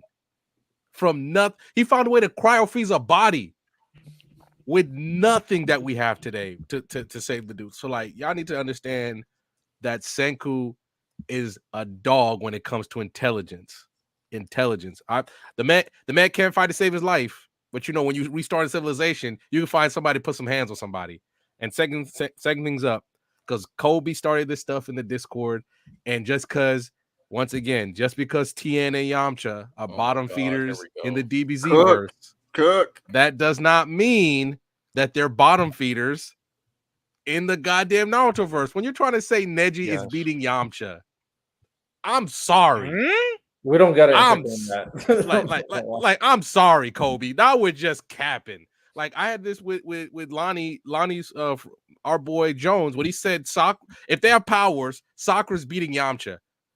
No, the fuck she's not. He said if they don't have powers, he said I Sakura. also disagree. Yeah, he said I didn't say he said if it was just hand. He said if it was just hand to hand, like and then he also said with powers too. He's like she got a near infinite. Like he's trying to see she got a healing factor. That does not matter. It does not matter. She's getting washed. That healing factor, yeah, they act like she's like a homunculus from Full Metal, where her head she comes out and getting grows back. washed. Like, that's not how that works. She gotta do the medical ninjutsu for wounds. She can't grow limbs back. Yeah, she getting washed. Like it's not RCT, y'all. Yeah, it's not it, bro. No. That's not you, Smoke. This is my boy Jones, because eventually he's gonna see this. Yo, Sakura get washed. You need people. Just the base, the weakest characters in the verse. What can they do, Ty? They can fly. They can shoot energy beams. They fight at supersonic speed. Nobody in Naruto, except for, I don't know, I haven't got that far yet. Maybe 3 characters that I've heard y'all say consistently can even attempt to accomplish those little things. And let me say this right now. DBZ Frieza is walking onto Naruto and waxing most of the verse. And everybody in Super, all of the verse. Nobody was saying it. Everybody in Super, guys. The same thing he did the Planet Vegeta. Like, he just blows it up. Like, what the? Yeah, everybody in Super. This is not an argument. I'm not. No. I just know, because I'm gonna say that. I just want to say this for Kobe, because he's being ignorant. Everybody in Super is miles ahead of DBZ Frieza. Miles ahead. So yes, Goten is walking in the Naruto verse and fucking people up. Yes. I'm sorry. With ease. Not only that, like we actually got statements. When Vegeta brother came, it was like these 2 villains, they're like Frieza level. Yeah, Goten Trust probably beat their ass. They can fight him. Like, yeah, they're just Frieza level. About? Like don't even let them fuse, Ty. Literally, if they let them fuse, they get trolled. The adults, including Krillin, including Tien, all of this, they're like Frieza level. Like, I guess Goten and Trust probably fight them, and they kick their ass. Like, bro. This is nasty, I know, Lani, I know you don't like it. I know you don't like it. And y'all can say genjutsus, all this stuff. Genjutsu won't work on them. It won't work. How are they even catching the dude if they fight? First of all, they're fighting seriously. How you catching them? How you catching them to genjutsu when they move so fast you can't see them?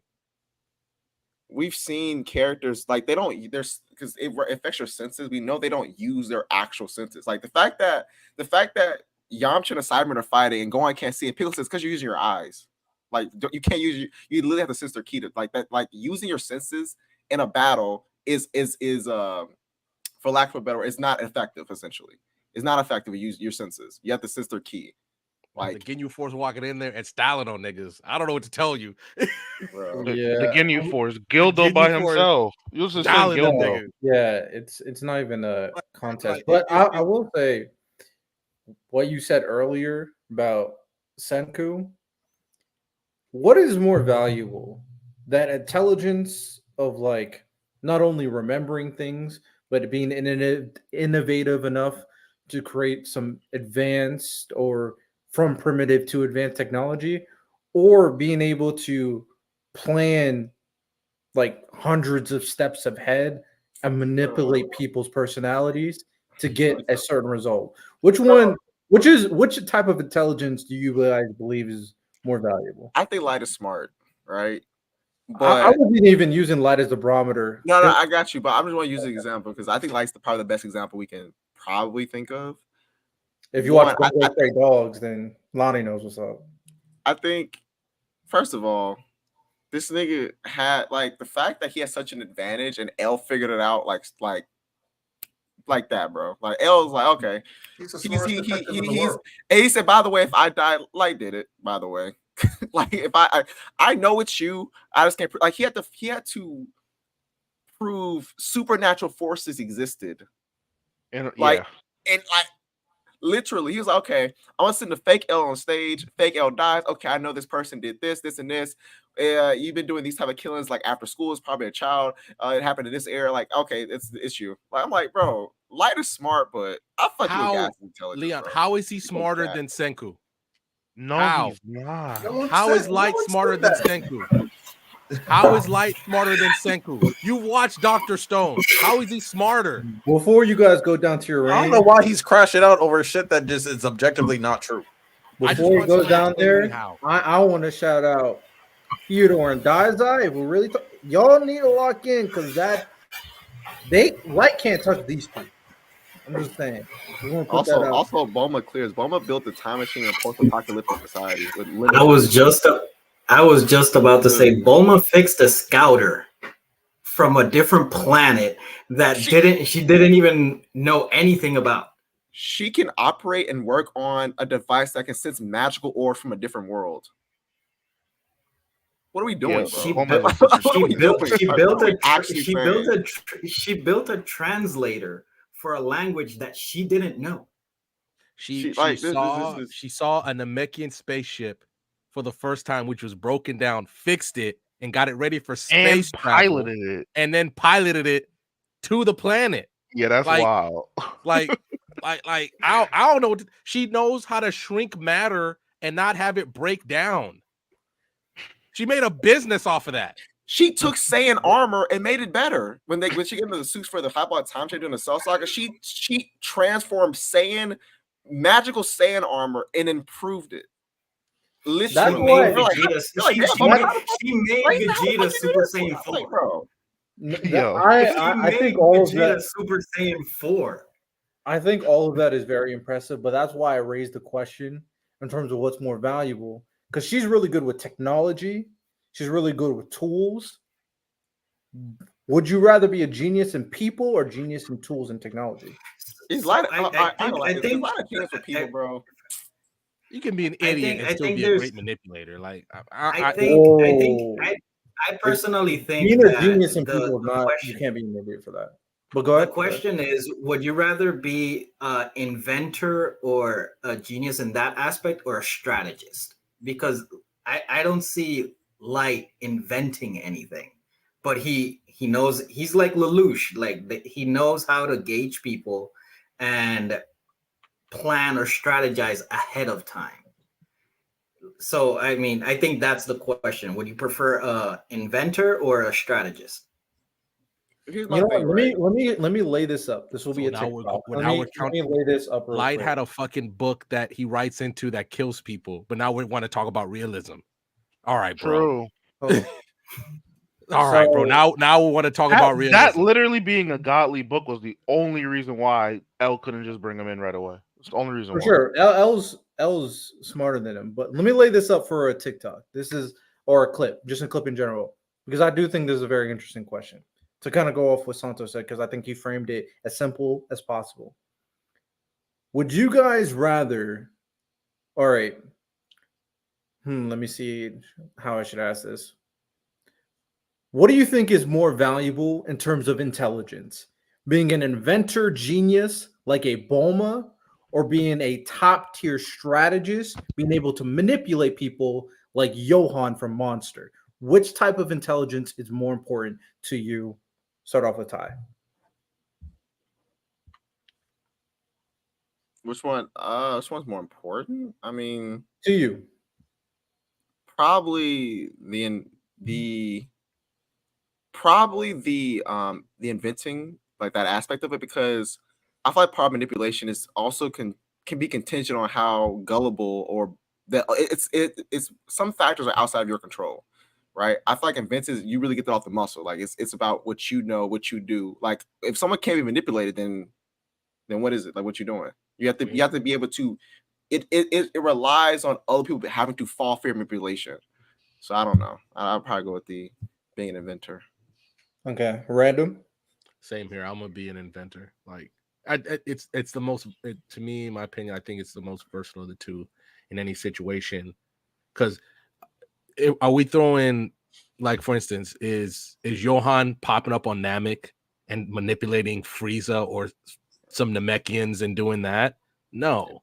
Like, I think in more situations, manipulating Frieza. All right, y'all got it. I don't think Frieza's that hard to manipulate. What? For Johan? Let's not. What? Have we seen what Johan has done? Have we seen what Johan has done? Bro, Johan can do one thing track. Frieza don't like. He's dead. He's dead. Did you watch reason Johan lives because he allows it. I'm sorry. Did you watch? No. Come on. Let's not get off track. Did he watch Monster? All right. Let's get back on track. All right, Lani, what do you prefer? It depends on what you're trying to accomplish. I'm assuming Random has never watched Monster, so he might not The know. only time Frieza has ever been intimidated or That's manipulated by anybody. That's not a yes. So You again, have to be physically I watch stronger. Monster. You have to. I watch Monster, but we'll move on. We'll move on. Okay. Thank you. Because Random again is talking about shit he don't know about. All right, but no, don't do that shit to me. You know what? Have you watched? Yes or no? Yes, have you I have Monster? seen it. Yes, I have seen it. The Watch the whole thing. only people who can affect Frieza mentally are people who are stronger than him. If you're weaker than him, he does not give a fuck about you. What are we talking about? I don't know who affected him mentally. I can't remember. The only people who can have any effect on Frieza are people that are stronger than him. Anyway, so You're muted, Random. W producer, let's go, Sato. Let's go. No. Don't mute me and act He like what I'm muted saying both isn't of you. fucking dumb. I'm trying to give Riddell an answer. I'm trying to give Riddell an answer. I'm trying to give Riddell an answer. I'm just trying to get back on because you don't like track. my fucking answer. Let's not do this shit. No, but it's about staying on track. We're supposed to be making a TikTok. Don't let him say I don't know shit I'm talking about when I've literally given him an answer. I asked you 3 times, did you watch Monster? You just kept on talking. You didn't answer the question. I asked like 5 times. Your question, bro. I asked you your question. This is why we can't have this. Okay, Lani, tell me how you manipulate. How many times did I ask him? Lani, I'm gonna say this and I'm gonna mute myself. Lani, I'll say this, I'm gonna mute myself. How many times did I ask him? No, Lani, I'm gonna say this, I'm gonna mute myself. Tell me how he manipulates Frieza. Tell me how he manipulates Frieza, and I'll lay the fuck out. Tell me how he does it. Let's do it, Coach. If you let me finish my statement, if you let me finish my damn statement. Okay. Oxcord is hilarious. So, like I Oxcord said, is crazy. Riddell's question was, what is more important? What would you rather have? I said, well, my answer is it depends on like what you value and what depends on what you're trying to do. Now, in my opinion, anybody and everybody objectively can be manipulated in some way, shape, or form. It doesn't matter. There's always different vices, different perspectives, different things that you can angle manipulate. Manipulation isn't just straight up, oh, I'm gonna tell this person to do this or that. That's not how manipulation works. If he can appease the Frieza or get Frieza to do something by doing something for him, that's manipulation. If I say, hey, I'll do this if you do this for me, that's manipulation. Manipulation is a lot more than just, oh, what does he do for Frieza? Because they're from 2 different verses, so that doesn't even make sense. But yeah, to me personally, as a villain, I would probably choose the people thing because I would probably manipulate inventors to do stuff for me. But that's just me. W. I appreciate you, Bobby. I know it's a dope fit.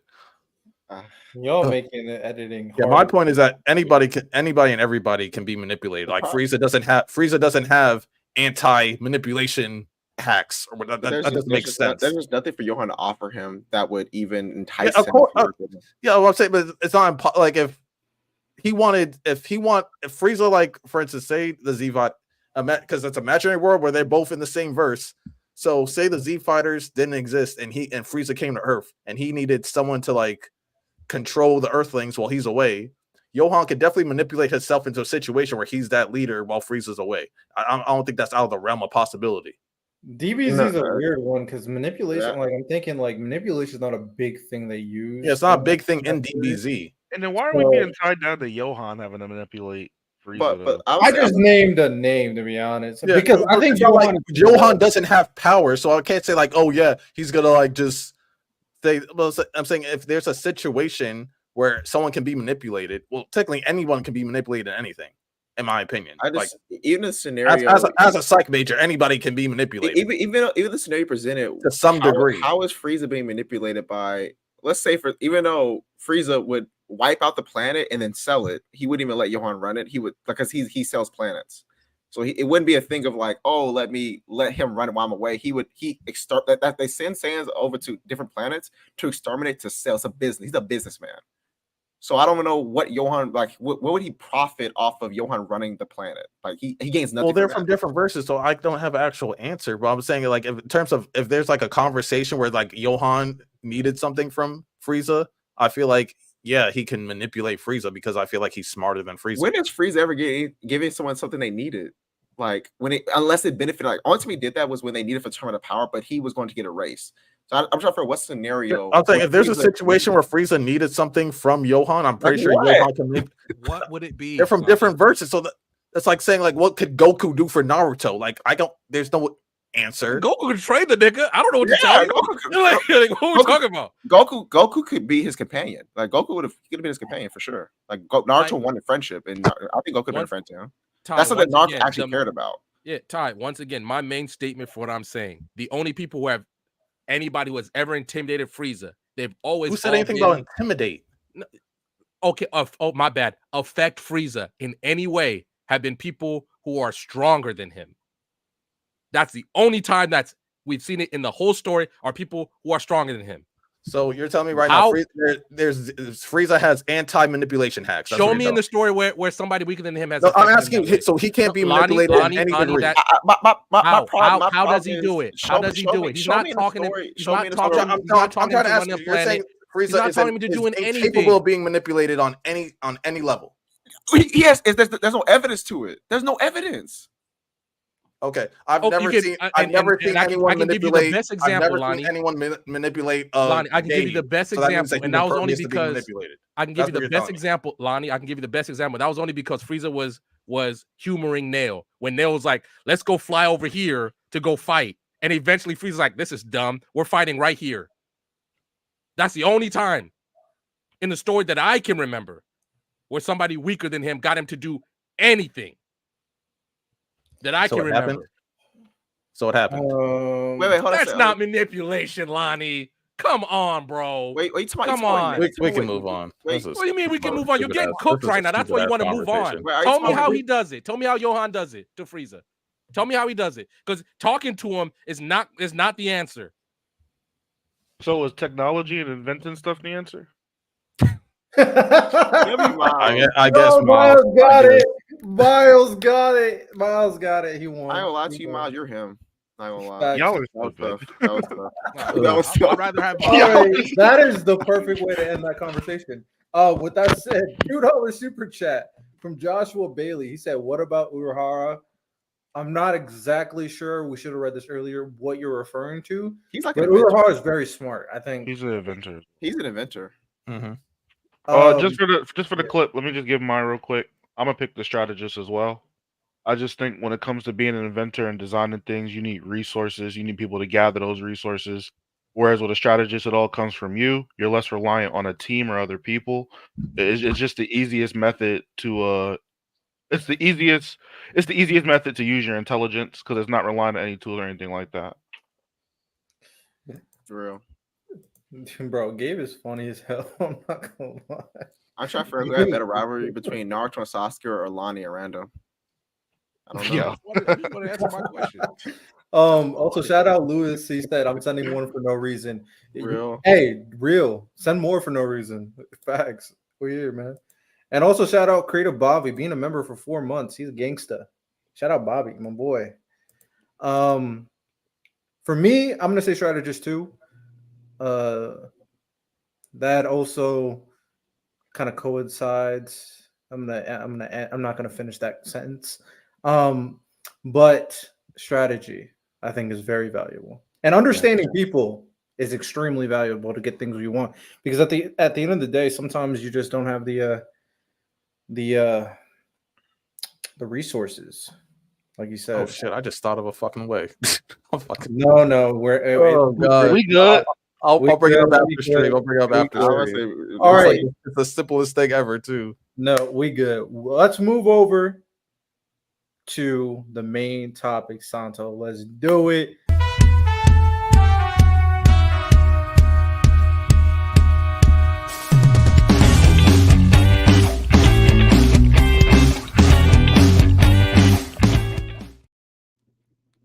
I'm gonna post on the Discord. All right. Ladies and gentlemen, we are here to the main topic. Today, I thought it would be interesting considering all the talk about endings. Jujutsu Kaisen is right around the corner. So I decided to make a bracket of us talking about some of Shonen Jump's endings. It's talk about it, think what we go over what we think is the best ending out of the bunch. And it just allows us to talk about the Shonen Jump endings because I feel like for the most part, Shonen Jump, the manga they have ending gets more criticism than anything. So yeah, let's dive right into it. Let's dive right into some of these endings. There's only 8, so it's not a too long of a bracket.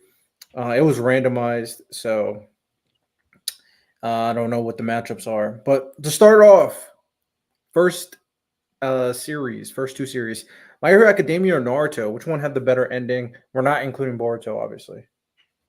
Ah, man, that's fine. I think I got My Hero low key. I think these are about equal. I think they're about equal, but I think I got My Hero.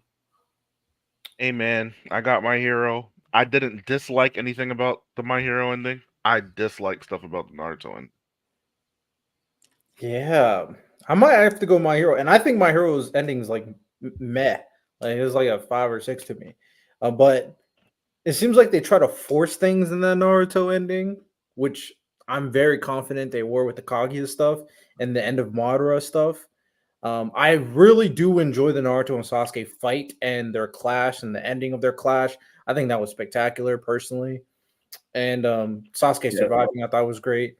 But to end your 2 biggest villains, I mean, even though I think the end of All for One wasn't the greatest, I don't think it was nearly as bad as the ending of Madara. So yeah, I'm gonna go My Hero too. Crazy. That's 3. All right. I obviously have to finish Naruto. Lock in, Randall. Facts. He would just kill Johan and take the Dragon Balls for himself. Oh my goodness. But who said somebody? We're moving on. No, we're moving on. Wait, Lonnie tried to be real question. Real quick, how has he not finished Naruto by now? Because in the span of him starting Naruto, I've read all of Berserk, Tower of God, and I'm 3 chapters away to being caught up with a omniscient reader. What is the deal, Randall? It is not that long. It is not that long. Well, Berserk did harm to your mental health. I can't speak on Tower. I was fine. Sure, bro. He's ahead of me in both Tower of God and Omniscient Reader. Shout out Lonnie. That's great. That's great. I'm fucking coaching kids, man. I don't know. You've had plenty of. I've been coaching kids. I've been coaching kids since at least the start of the summer. So I'm sorry. Damn. He said Naruto in like the winter time, but whatever. All right, next one. And chat, you guys can give us your thoughts too. We'll hear you out. Next is Promised Neverland versus Dr. Stone's ending. Who's seen both? I've never finished. I didn't finish Dr. Stone. How did it end? Me neither. So I got Promised Neverland. Ty, have you seen both? I haven't finished Dr. Stone, but I think the Promised Neverland ending was pretty good. So I'm the only one here who's seen both of the endings of Dr. Stone and Promised Neverland, it seems. Mm-hmm. I'm being honest. I didn't like the fact that Emma got her memories back. I didn't like that personally. I don't think she did. From my memory, it seemed like she did. It's been a while since I've seen that ending. Yeah, she didn't get her memories back, but she just had a natural bond with them, which is like, I guess, like a subconscious bond with them. So that's how it ended up ending. But they said, I think they said something along the lines of, even though you don't have memories, you can make new ones, essentially. I'll relook at it. If that is the case, then I would be more okay with it, because obviously if she gets her memory back, that undermines the entire wish. Mm-hmm. So we'll see. But from my interpretation last time I saw it, it seemed like she got her memories back. So we'll see. But Dr. Stone's ending was it was cool. I don't think there's anything bad about it. The reveal of like what the things are for me was kind of underwhelming. I won't, since none of y'all are caught up with Dr. Stone, will spoil it. So for me, it was kind of underwhelming what the things actually were. I was like, these are the big aliens that did everything. Like, wasn't the greatest. I don't even know aliens were involved. Well, the thing that turned Earth into whatever, right? To Stone. Yeah. I guess it was aliens. I guess it was. Yeah, I just went back to. To be fair, Dr. Stone ended like 2 years ago, so I don't really care. I went back to check with Dale. Yeah, she didn't remember. She just she felt a connection with them, but she didn't have she didn't remember them, and she just felt like she like had longed for a connection with them, and so they end up living together. So yeah, she didn't remember them, but they end up making new memories. Let me. I won't check it out right now. I'll take your word for it. With that said, I wouldn't lie to you now, nephew.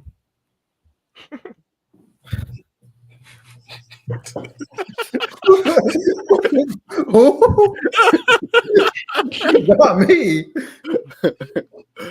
Crazy. I'm gonna. I at the very least think the Promised Neverland ending was a little bit more. There's more emotion towards it, even though I may or may not have gotten the interpretation wrong. We'll see. But the Dr. Stone ending, like he solved it, it kind of ended, and there wasn't nothing after really. Senku just kept on doing what he was doing. Nothing really changed. I'll go Promised Neverland. I think it's fine. So ask Miles, what absorbs the One Piece? Miles was gonna crash out. We're not gonna talk to Miles for a couple of days at least. I ain't gonna lie. Someone said One Piece has the most controversial ending, which I agree with. I think it'll be peak, but as far as like the split, it's gonna be a war. So we got to do a home visit on Miles. I think it's gonna be good though. I think Oda's setting up a beautiful ending, but I just think that the fan reaction is gonna be. I feel like the current most controversial ending is Attack on Titan.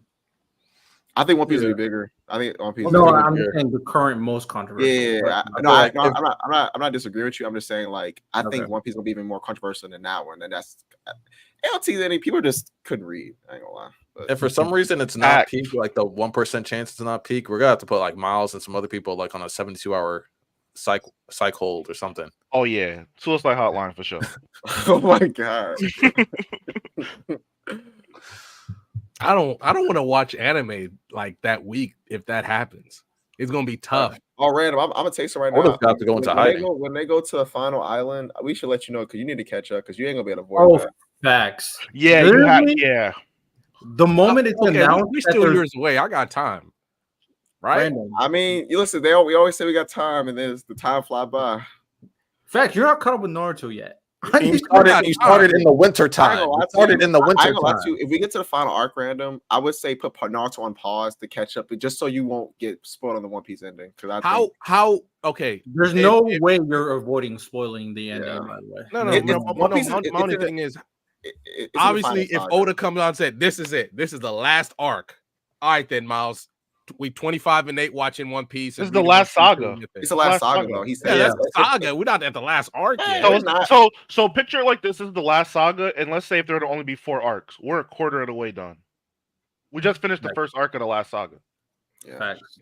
So lock in random, but okay. Have Promised Neverland move on because everybody else hasn't really seen it.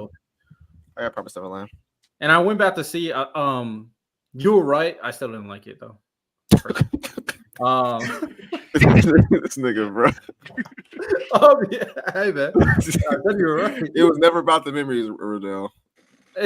I know, but I feel I'm not buying that. I'm not buying it. Okay. So next we got Bleach and Death Note. I'm gonna go Bleach because it's funny because I be advocating for these manga, and I could say that a decision I just could not get behind was Nier. It wasn't that he was bad. I just I disconnected once L got packed out. I just tapped out. Ty, would have been better if Nier came before L. Nell was so interesting. I think the problem was that, and it makes sense because that was his apprentice, but he was L without the charisma.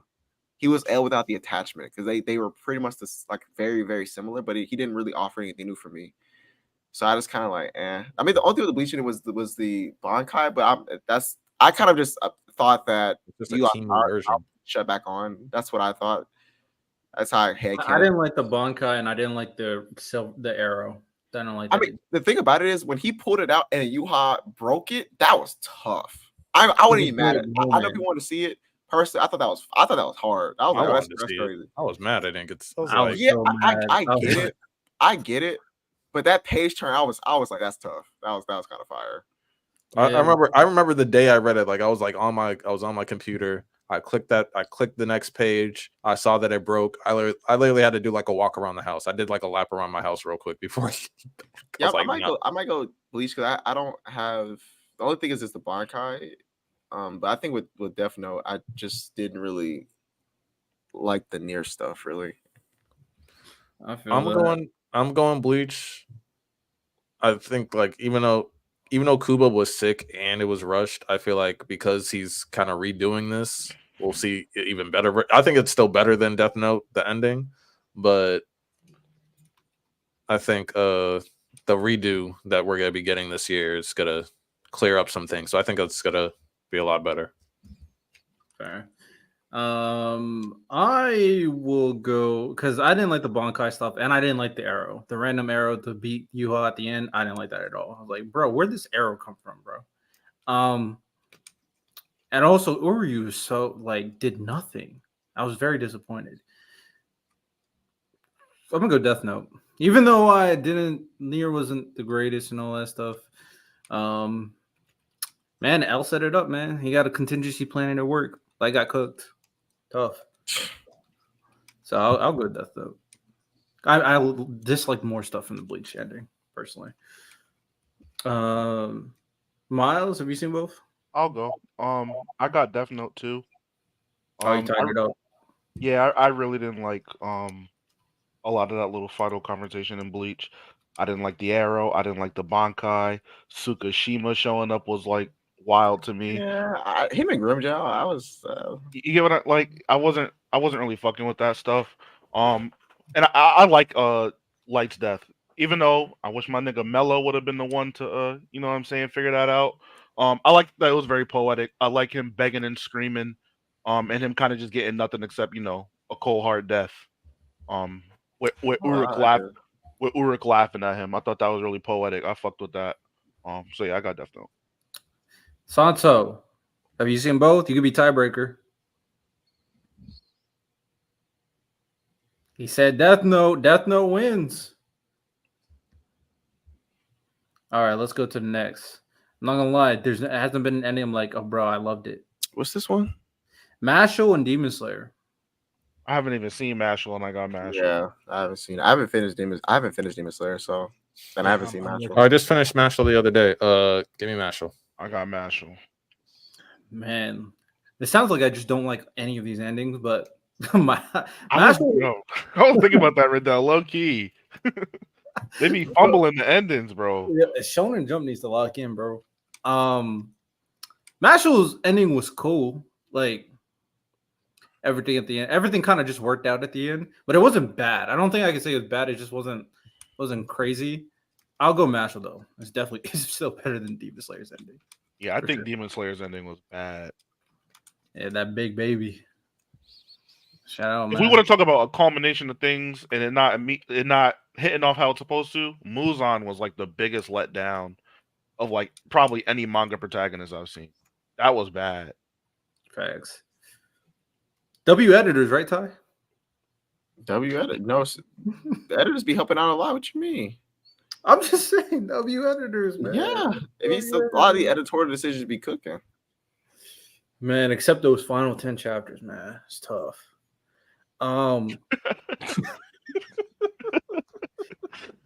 What next we got Promise Neverland versus MHA. My Hero. My Hero. Promise Neverland. I got My Hero. I got My Hero. I really disliked a lot how everything just kind of went Emma's way, and then she got her family back. I'm just not gonna lie, I just disliked it. It's like, bro, would you prefer her not get her family back? It just everything went her way, bro. I'm like, bro, she made a huge wish. Yeah, I guess don't wonder. No, I'm genuinely asking. Would you have preferred like she just don't get her family back? Yeah, it would make the impact of her wish more damning. Yeah. Man, I don't need a happy ending every time, Ty. I hear you, nephew. What is happening?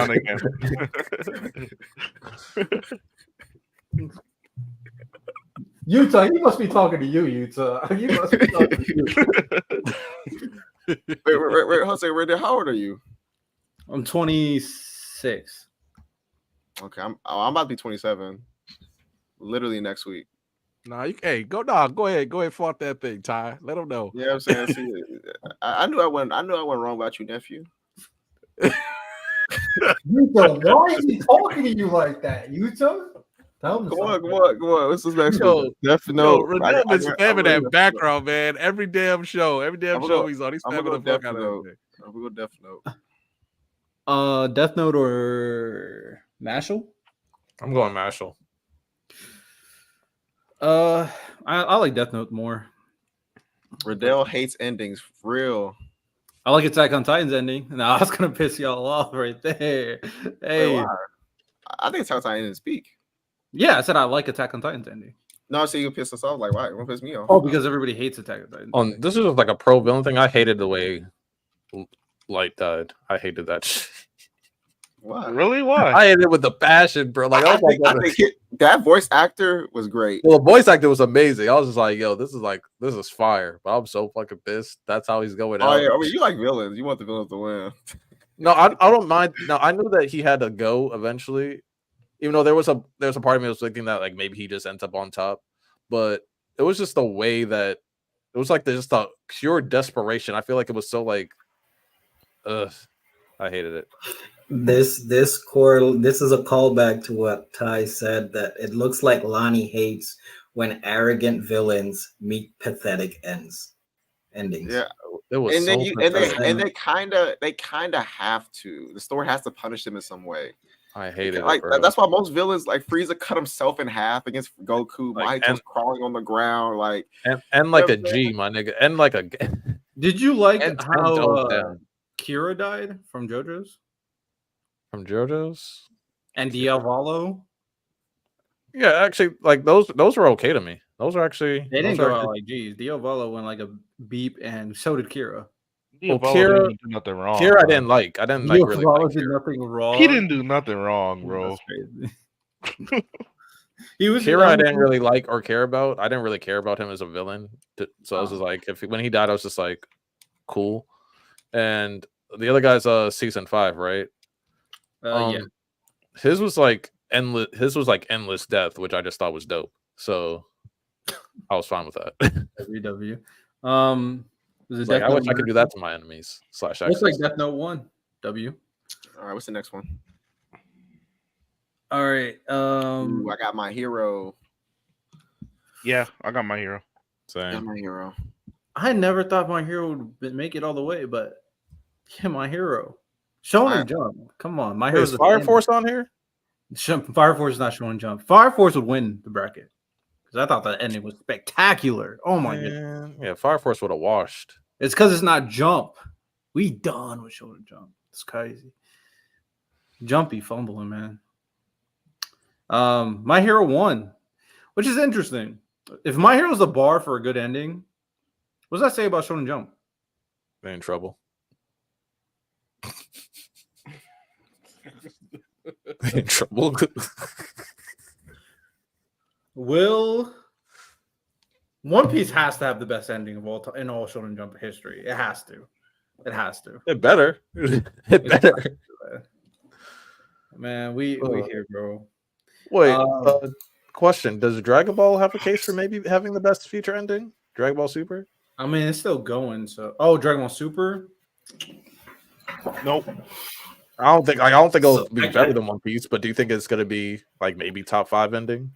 Nope. For Shonen Jump, I mean, is that saying much?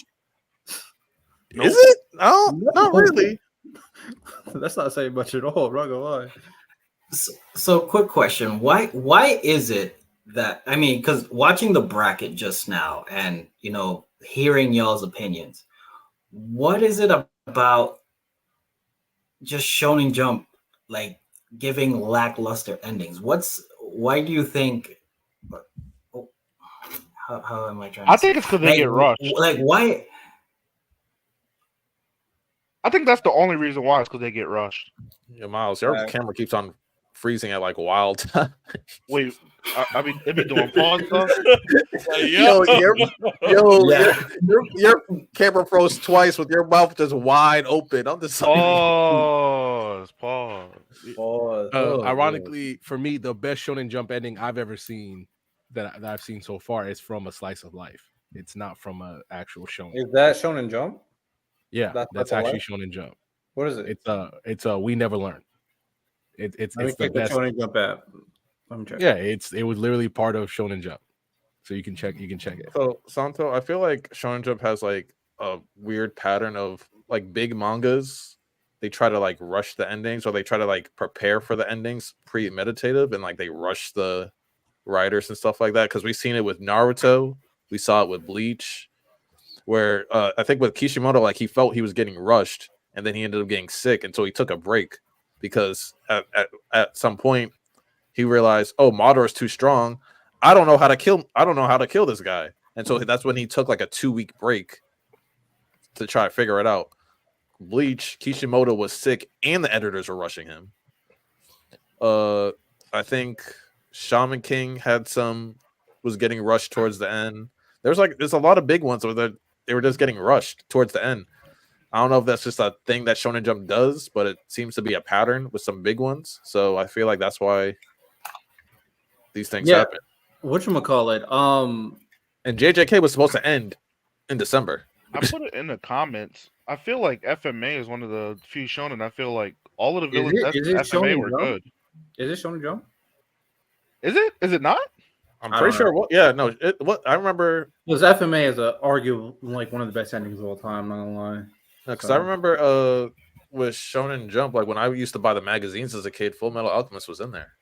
Yeah, I think that had a really good ending. It's not showing up in my app, just saying. But I don't know. I did see. To be fair, I did see the ending. I did see Claymore. I think is Jump.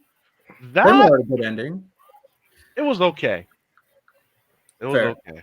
The stuff with Priscilla and Teresa, I thought was good. But all of the reincarnating, all of the old number one Claymores, that shit was whack. Assassination Classroom has a great ending. That's a great ending. That is a great ending. I think the thing is, like, I think it's twofold. One, they're rushed. If you didn't cry, you're not human. And two is they try too hard to appeal to the fans, so they're not willing to take a risk. It has to be a happy ending that everybody, all the fan favorites survive. Nothing crazy happens that potentially disappoints anybody. So I feel like that is it, because that's how I kind of felt about the JJK endings. That's the JJK kind of pathway right now. Is like, nah, we ain't gonna kill off anybody important. Similar to My Hero, like, nah, I'm not gonna kill off all my Bakugo. JJK, I'm not. If Gojo comes back, that completely solidifies my theory. They're not killing off a fan. Hey, you guys, I got something to tell y'all. Hold on a second. So my friend went to Japan. She went to Japan. She just dropped this off to me. Volume 25 of this Sukuna versus Gojo, the Japanese we version. zoom in on a tie, and then you have the Gojo cover. Yo, this is so raw. The volume. I'm gonna turn my thing. Drop your address in the Telegram, Ty. I just need to. I got you. Hold on. You about to get robbed, Ty. Your rob is crazy. Hold on a second. I'm gonna take the floor off. Can you DoorDash a ski mask? Insane. DoorDash a ski mask. Yeah, I got you. Okay, bro. All right, zoom in. Those are tough. These are tough, but they're smaller than if you look at they're like version, they look smaller. like hard. Is that like a hard cover? No, it's kind of like a novel kind of. Because it looks different from like manga I got. No, it's literally smaller. Like I put like an American size one. It's like literally smaller, a little bit smaller. Oh, nice. And also, both of these together was $7 total. Yeah, how about that? When you go to Books A Million, it's like $12.99 a piece. It's a dust cover. What's a dust cover, Camille? You can take them out of Santo. This is crazy. That's a W. That's a W. Yeah, that's a W. Yeah. Also, someone asked like what endings I think is good. That's shonen. It's not Jump, but Fire Force, great ending. I think. Fire Force, amazing ending. Yeah, it was a great ending. Full Metal Alchemist, peak. And Peak ending right there. Some future possible BSS news. This won't happen for like a few years or whatever, but my girl did apply to a job in Japan, so it would take like a year plus for all that to happen. But I might have to be doing some weird late night stuff for BSS, like getting up like late because it's a 12-hour time difference. If I still want, I'm still gonna be on the podcast. It's probably gonna be morning because it'll be 9 p.m. here, for you, 9 a.m. here. Yeah, I'm gonna have to get up early, but hey, if I'm in Japan, I'm gonna be acting ignorant. They've already done enough, bro. I'm gonna be so ignorant. That country, chill, bro. You stay. And I'm gonna get the spoilers before everybody and be like, so, you can't read them shits. What are you talking about? Not before. I got a year to learn, random. I got a year to learn. Not before me. It don't take. Are you gonna be the new Miyamura, like dropping leaks? Probably. To the government. Does anybody have any like Let's Get Negative or? I do. I got one. Do you? Yeah, I do. You got one? I got one. Okay. All right, let's do Lonnie's Let's Get Negative, and then we'll do Miles' Gauntlet. So let's go.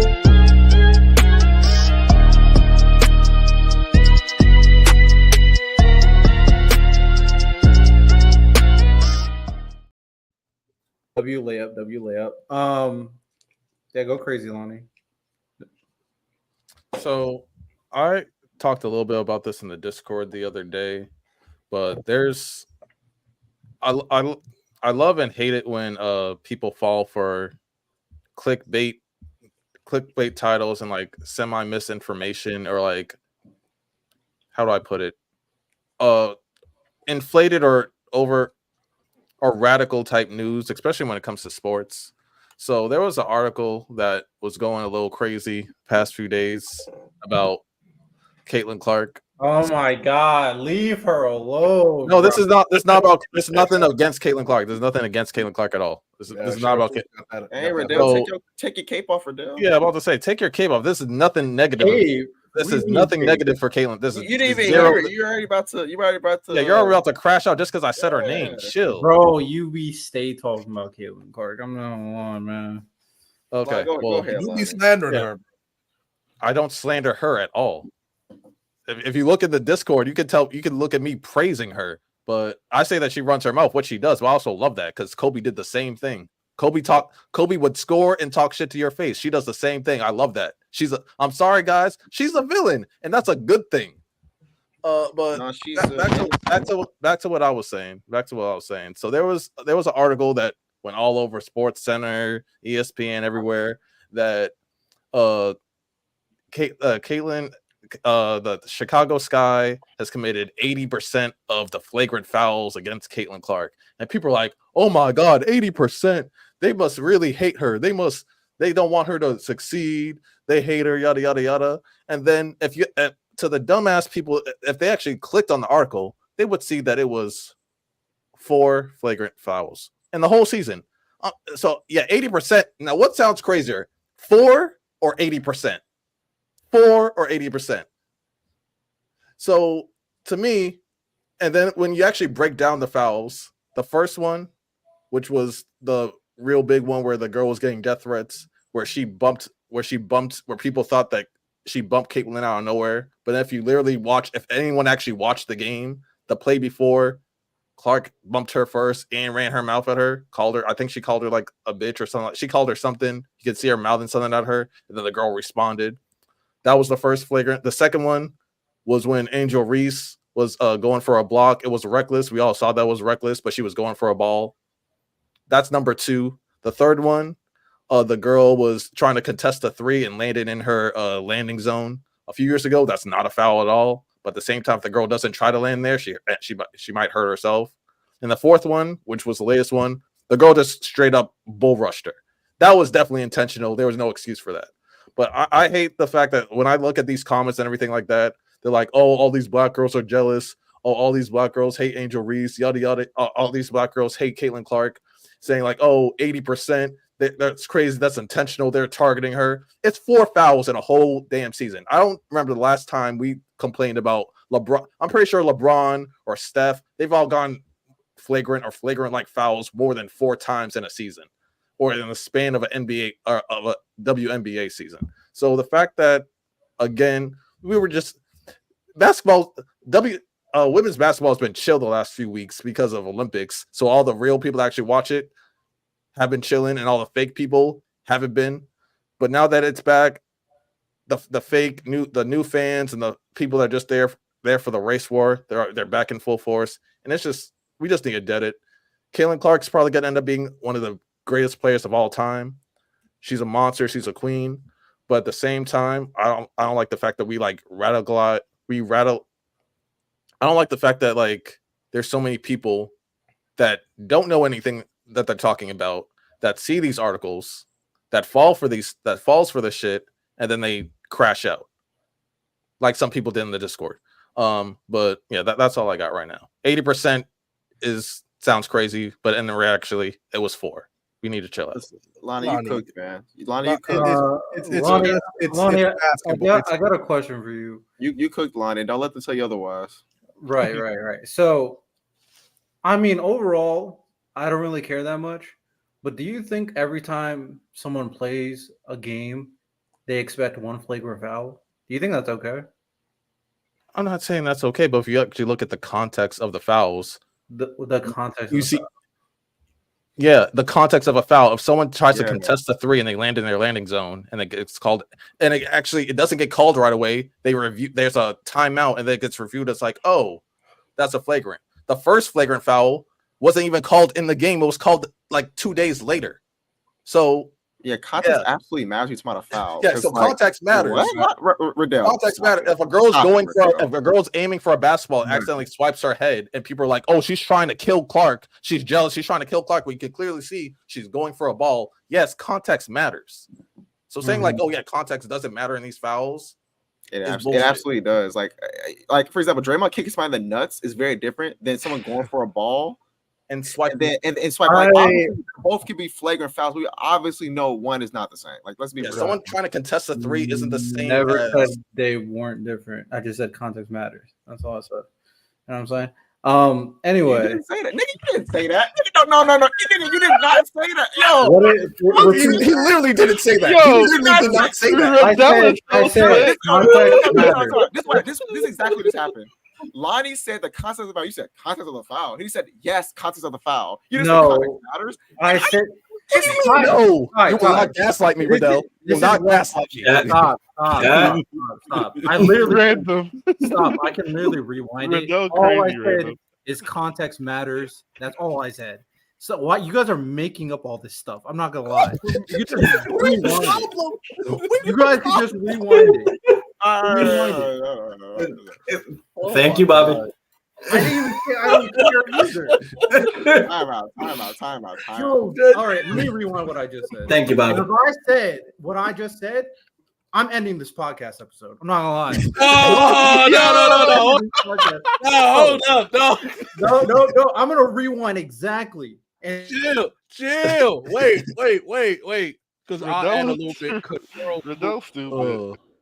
She's out here legitimately hating on CC to the point where other people are calling her out, incorrect information, all that stuff. Because for some reason, wait, who you just said she? You just said she. I didn't hear. Swoops. Oh, Cheryl Swoops. Yeah, everybody mad at right now because you would have thought Caitlin did something to her personally, the way she acts around her or about her, all that. This is like the second time she said some wild shit. Now, don't get me wrong. Caitlin Clark definitely gets a lot of hate, and do I think there's some jealousy sometimes? I'm like, but at the same time, we don't talk about this type of stuff with other sports. Like, I'm sorry if you feel like oh, they're trying to kill Caitlin Clark. Never watch women's rugby. Never watch women's rugby. I'm absolutely petty. Riddell, you didn't say that. I just watched it. You didn't say it. I'm petty. Yeah, I'm being petty. Yeah, I'm being petty. Yeah, All right, did I- but Riddell, like, you you did say that. don't play in my face. Miles, Did I if say what Riddell did I say what you said? vibe Did on I it say what be you said? in Yes! his You, face. Lonnie Okay, said, I'll rewind it. Lon- I'll be Lonnie petty said- too. I'll be petty too. I'll be. Go ahead. Lonnie said, if you look at the context of the foul, you said, context of the foul. And we said, yes, context of the foul. That's what happened. Do not, Riddell. I just watched it. Riddell, you about to watch it and be wrong, bro. Yo, this nigga is this happens with these Caitlin Clark fans. They don't know what they're saying. Like they be so quick to put their capes on that they actually don't know what's going on. Like that's what's happening right now. Like, bro, You lost in the Go song. ahead, Riddell. Go ahead. No, but no, like I said, don't watch if you can't handle WNBA physicality, don't watch women's rugby, don't watch women's sports because I feel like we don't like some of these conversations we don't have with men's sports. We don't be talking about flagrant fouls like to the because I'm sorry, I don't remember any article about how many flagrant fouls or like hard fouls they commit on LeBron. We see them, we see the crazy fouls they commit on LeBron, but we don't be getting these. Riddell about the bullshit. I'm with you. Yeah, Riddell about the bullshit. I'm just waiting for it. He about the bullshit. I'm not gonna lie. Y'all right. Y'all right. I did say the context was foul. Wow. Now I didn't say I don't care, obviously, but I did say the context is a foul. W Riddell, man. I mean, W accountability. W I growth. But that's all I said. The context of the foul. I just repeated what he said. I just because I think Caitlin Clark is amazing, but I just need people to start viewing her like Kobe because Kobe would rub your or like Tom Brady. They would beat you and rub your face in it. And that's what I could find more clips of Caitlin talking shit to people than I can of people like doing dirty shit to her. I can find 10 clips of her running her mouth. Comparing talking shit for people like doing. My only thing is I don't have a problem. I love it when athletes run their mouth. What's the point of comparing them? That's like those are my favorite type of athletes. Talk that shit. She talks her shit, but guess what? People don't like that she talks her shit, and so sometimes stuff happens. But that's a part of the sport. Stuff shouldn't happen. You would agree? What? This is basketball. Stuff shouldn't happen, right? No, if you talk shit, then I expect like some type of repercussion. On the court? Yeah, like on the court. Yeah. Well, what do you expect them to do? Well, to go back at her, to like be competitive. Go back at her. I know. Okay, no, I'm with that, but you don't expect them to like go overboard, right? No, of course not. But sometimes, at the same time, I understand that it's a competitive sport. Sometimes that might happen. No. I'm not with the. I understand it being competitive, but you don't expect them to go overboard unnecessarily. No, right? I don't expect it, but at the same time, I understand. You're not excusing it either, right? Yeah, I don't excuse it, but I understand that sometimes it does happen. Like, I'm sorry, like when it's not okay for it to happen. It's not okay, but I understand that it does. I've seen Kayla hit somebody on the face. No one said anything about it though. Like that's not okay either. So I'm just saying that in that game, the first game they played against the Sky, where she hit the girl, when one of the players hit her, she smacked her in the face early in the play. No one said anything about it. That to me is what bothers me. That people are not consistent with her at all. They're not. No, they're never. Not. And I think that needs to be said. And it's the tale as old as time. We're not gonna get into it, but we know why. But we're not getting into it. But we know why it's not consistent. I mean, she has equal haters and of course, like avid supporters. My only thing with it is that I can understand when things are like, it's not that big a deal, like with the Angel Reese stuff. But I also can understand that there are people out there that is willing to undermine all the flagrant things that are happening to her. It's like, oh, she deserves it. She's talking shit. I ain't gonna lie to you. What's bad happened to this girl? Oh, you know the latest thing before this last foul? You don't think anything bad's happened? I'm asking you, Riddell. Yo, Ty, you know what people are freaking out like with Shannon Sharp and everyone when they were playing Seattle and that girl like sped up just to like slightly bump into her. They're like, oh my god, they hate this girl. You see how she sped up a little bit and like she didn't like body check her. She sped up and like a little. What Shannon? They're like, oh my god, you see the hate. You see the hate in their heart. What Shannon continually talks about.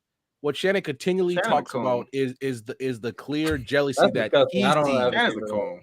The thing is random. Who gives a damn? Why do we care? Why do we care that people are jealous? Why do we care? That's why he talks about it on this show. That's what he does. I'm just telling you what Shannon said. You don't think people are jealous of Victor Wembanyama being 7'5", doing everything? You don't think niggas were jealous of that shit? You don't think people weren't like doing like little speed ups to him? Like, what are we talking? Like, this is sports. This happens. I ain't gonna lie to you. Here's what it happens, but it's not covered the same, Random. We, That's we different. also we can recognize two things. One, the CC fans going too far. Two, there are people that also go too far against Caitlin Clark. Like both can be true. It only doesn't have to be. I don't lie to you. Whatever they're saying is not comparable to the white hooded comments I'm seeing from Caitlin Clark's fans. So I don't really give a. I'm sorry. It doesn't move me. It doesn't. Move what me. Reese is going through, I'm sorry. Reese is going through like Reese. There's just a layer of that Angel. That's a layer that Caitlin Clark would never experience because she's white. And I don't see. I don't see half the Clark fans defending Reese as they should. What? I don't see half the Clark fans. We don't see Caitlin Clark fans speaking about Angel Reese fans don't defend Clark. That's so. No. I'm saying but at some point, like, it has to be like about like that's a person at the end of the day. The way that they Caitlin Clark fans that no one addresses, and you just let it go. To me, when people talk about like, oh, people are so mean to her, but then it's like people are more focused on the popular show than blatant racism, and that to me is just it's silly. I can't take it seriously. There's that crazy. I can't take it seriously. There's those crazy fans. That's what I'm saying. They're crazy. Not also the media. The media too. The media too. It's not just the fans. The media too. The media's been playing this game for a while. I know. But y'all fall for it. Y'all Clark fans continually fall for this shit. To me, it's not about. You fell for it with Steph. They did it for everyone. For what with Steph? I fell for what with Steph. They did it for everyone when they were trying to say Steph was better than LeBron. Like, this isn't new. What's happened to Caitlin? They do it with every great young athlete that comes on the scene that people are saying that they're great. They do it with everyone.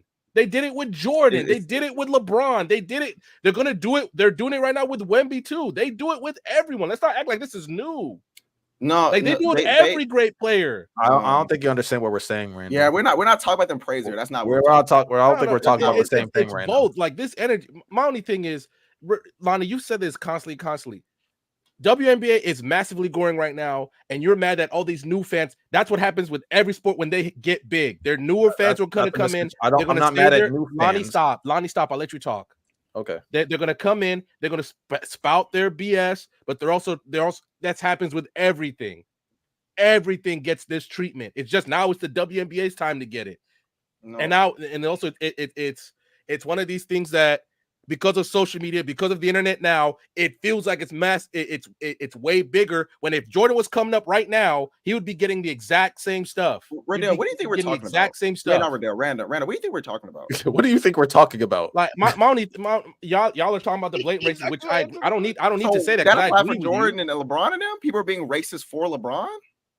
No. So then that means that the same thing's not happening with them.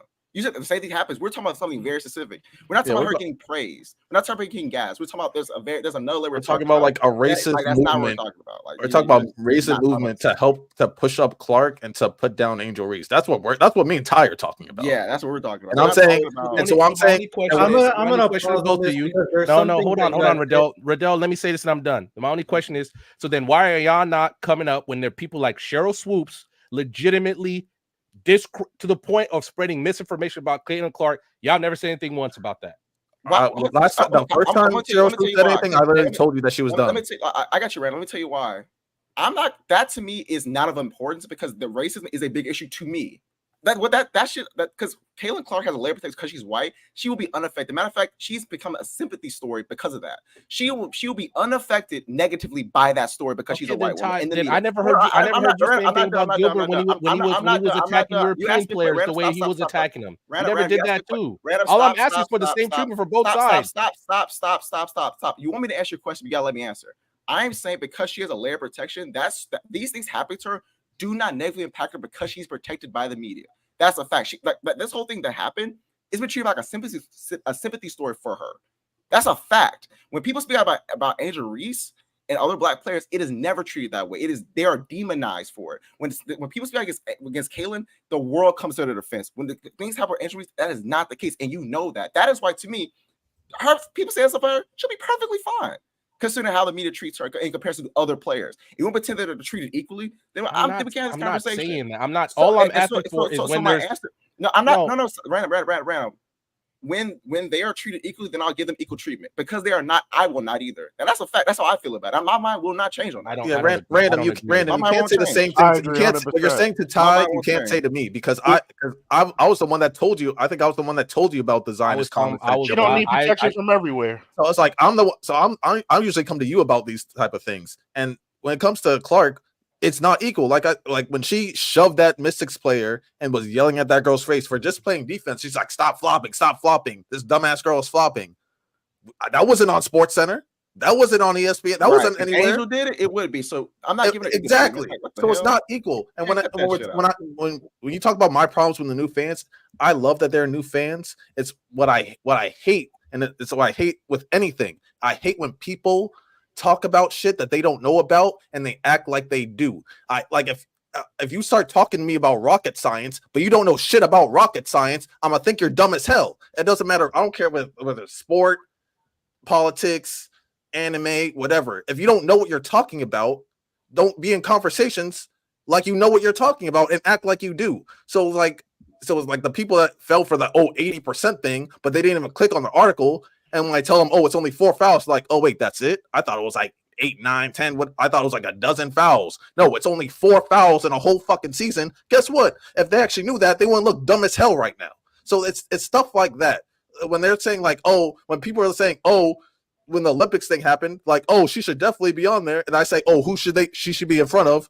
I don't know, somebody. Oh, pick a name. When I say pick a player, and they can't name more than 3 players on the damn roster. To me, you're dumb as hell. You shouldn't be in the conversation. She should be on Lani, when we had this conversation and all of you jumped me, I gave you guys people that she could have been on. Yeah, you did. I'm saying if I ask like a new Caitlin Clark fan, and they're like, oh, she should be in the Olympics. I'm like, oh, who should she be in front of? And they can't name 2 players on the roster. Why are you in the conversation in the first place? I'm not gonna lie. I feel like you care way too much about these like just random casual fans and what they think. They now, happen to obviously, everyone. Caitlin Clark is the media darling, mostly because she brings in the most attention. Now, if you want to say it's because she has a hold on like a huge white demographic, then I mean, I would agree with you. She does, fine. But for the most part, other than like the you can't see me thing, which was very cringe for people to defend one side and not attack the other. For the most part, what I'm seeing from the media is no one really praising them both, to be honest. I see them praising Angel Reese and Caitlin Clark. Caitlin Clark more so because she's the better player, in my opinion. And she also has the big demographic that you're talking about. But other than that, Angel Reese, I don't really see this for the mainstream media. The social media weirdos, I mean, I'm not going to speak on them. But from the mainstream media, I don't see this kind of dismay from Angel Reese and what she's been doing, other than like the foul that she had, which was taken too far. So, yes, people are getting nasty on both sides because people are weird on both sides. But I agree with Random. This is the calm before the storm. This is the storm of being drastically popular so quickly, so soon, and also bringing in the nasty, crazy fans at the same time.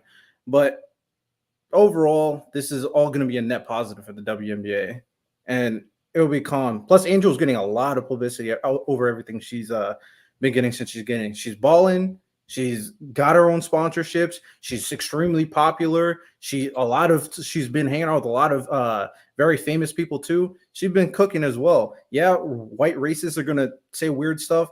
Fine, it is what it is. We know that's just the internet and being popular. Like, it is unfortunate, but that's the truth. For me, I'm gonna call it out on both sides. The same way I called out Gilbert Arenas for everything he was saying about Jokic and the racism that he was blatantly doing, even when he was even being racist against what we thought were his own people, but he's just Cuban. I was calling that out too. The same way I'm gonna call out Cheryl Swoops. I'm just not gonna be like, just because one person's getting it more, I'm not gonna see that. I'm gonna call it out both sides. That's what I've always done. The same way when I got mad when Angel Reese was sneak dissing CC, and y'all say y'all didn't do that. I'm like, I got mad when LeBron was sneak dissing Kevin Love too. Like, this isn't. If I see treatment that I don't like, if I see something I don't like, I'm gonna call it out. I call it on both sides. So if next year CC is sneak dissing Angel Reese, I'm gonna be up here calling her out too, because you don't need that. That's how I'm always gonna call out on both sides. That's how I've always done. I'm with that too. I don't want to change your mind, Random, but why does it feel like we always gotta play Bro, both sides. I'm saying, bro. That's I feel just like how I've always lived. that's what I'm saying. I'm not saying it personal to you, but I feel like every other I group ain't of doing that people, shit. they'll side, with their own. But when it comes to us, we feel like we got to toe defense and we got to play. I'm on my what side. Riddell just said, like, I ain't doing Caitlin this Clark, whole it just half comes and with half it. shit. But Y'all when, got that. but when it's like the Okay, then opposite, you got it. I'll do the half and half. That's how I've lived my life, man. Yeah, That's how I you live can my do it. life. You The can do same, it. the I ain't same doing way, that shit. the same way. Like I told you, the most racial moments of my life have just been me being attacked by our people, just because I'm from Africa and not from the right neighborhood in LA. That's the most racial moments I've ever had is against our people. And I lived in Kansas. I lived in the Midwest where all the racial shit happened. Yet the most racial shit that ever happened to me was by my own people. I'm sorry, bro. I'm sorry. I don't know what to tell you. I think it's interesting when Riddell said, like, with Angel Reese, like, this is what comes with the territory. But like with Caitlin Clark, I don't feel like it's the same. Not from Riddell, but I'm saying, like, from the general population, it's not the same energy. With Angel Reese, it's like I feel like people are like, oh, it just comes with it. But with Caitlin Clark, it's like, oh, protect her at all I didn't costs. want to bring this up too, but let's also be honest that there are people who are going to be racist towards CC as well, which is not as big of a deal. Okay, see, Yeah, are we saying that people... Okay, see, this is what I'm talking about. So the thing is, at the end of the day, I don't think anybody should be racist towards anybody, Angel Reese or CC. Now the thing is, because CC controls the big white demographic, they're louder. There's just more of them, and that's not okay. Ultimately, it shouldn't be okay across the board. And I think that there are, for both sides, when it comes down to it, the thing is there are people when you use the thing that you said, Miles, in terms of why do we have to. Thing is that happens on the white side, but unfortunately, there's just so much of the like white racist part that the side that is half and half is just not as large as the side as racist or just to our own as much. So that's why the find me them half and half. Find me them people. I ain't like just a lot of let it be me and them, and they go half and half on us. Yeah, right. last sentence to wrap it up. I just mean, feel that's like on you. I mean, you do what you got to do, but I mean, I'm in this when it comes to politics, so I meet these people all the time. Yeah. No, to wrap it up, based off of what everyone said, to me, it just feels like with Angel Reese, like she's like just supposed to like suck it up and just deal with it, and with Caitlin Clark, it's just like, oh, she needs to be protected at all costs, and I just feel like it's not. It is what it is. You got niggas like Charles Barkley saying, "Take it easy." The only people that are trying to protect the Caitlin Clark are the same people who are racist. So taking their it's not just them. It's not just them. It's not like just the fact that she got hard fouled. Caitlin Clark and Angel Reese in the same week, and then you have people like Charles Barkley and Sharon Sharp saying they were jealous of her. But no one changes Angel Reese though. They don't mention jealousy with Angel Reese. When she gets hard fouled, they don't even talk about it. Caitlin Clark. So it's not just race people. It's also the. I'm sorry. Angel Reese has had some harder flagrant fouls on her than Caitlin Clark has, which is fine. But the moment you remember the big foul on Angel Reese, that was all over the media, where she got fouled by that one. So she got J-Rock got mad at me when I called her out on the podcast. Yeah, a lot of people were saying, "Yo, he was going too far on Angel Reese." Right, Riddell. So does Caitlin Clark get more? Yes, but if it was roles reversed and that was Caitlin, I'm gonna compare like this, right? Because Angel Reese got slammed by her neck. The fact that First Take had an hour segment on it, Undisputed hour segment. They were running that thing. They were running that clip like I don't know what. Yeah, people like Charles Barkley, Shannon, all these people coming out. Everyone's just jealous of her. All these people saying that. You think that Angel Reese got nearly that much attention for getting slammed by her neck? As much as Caitlin? No, I would agree. Okay, then. So find me these half and half niggas. Honest question, Riddell. If that foul happened on Clark, no, but that also plays into the thing that you said that was mentioned earlier. Is unfortunately she just has a huge white demographic, so they just bring. I'm naming black people. That's why I named black people in the media. But okay, they do stories based off views, money, and numbers. They know for a fact, because we know how media and social media works, that those numbers, and it shouldn't be this way. That's why a lot of the mainstream media, all they do is clickbait titles. They talk about the same stuff. So you think they're just adhering to CC's huge fan base. They shouldn't do that. So the mass media. Okay, cool. So we also agree that the mass media has a bias towards Caitlin that they don't have towards Angel. Oh yeah. Because of the numbers. So it's not just the fucking fans we're talking. Like that's what I'm saying. Not just the racist fans online. We're talking about the mass media has an obvious bias. whether they have a different I objective never or not. disagree with that. But I'm saying they also talk about Angel, but not as much because her fan base is not as large.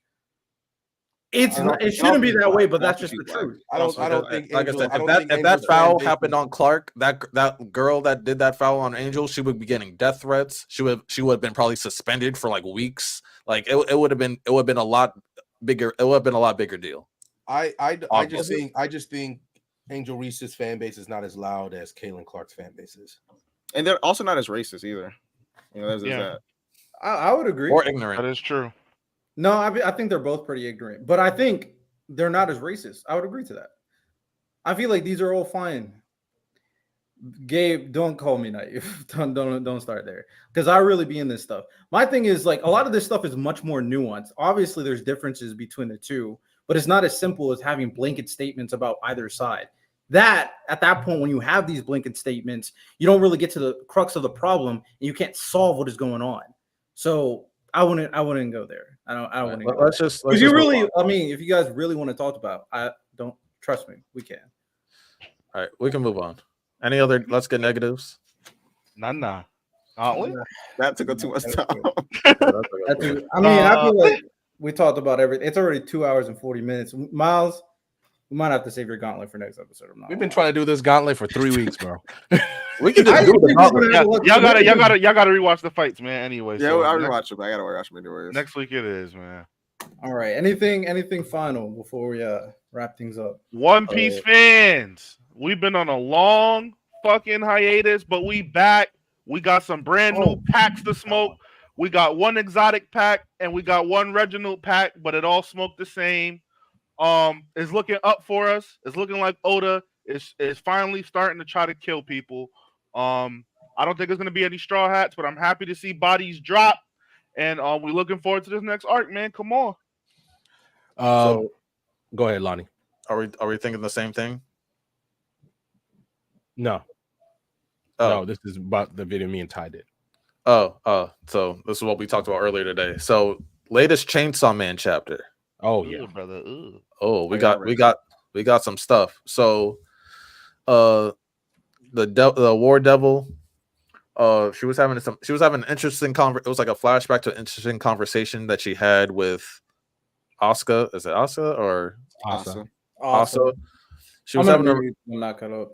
Yeah, she was having a really interesting conversation about how, like, if she has anything strong enough to kill Chainsaw Man. And there were a few options, but she really didn't want to do them.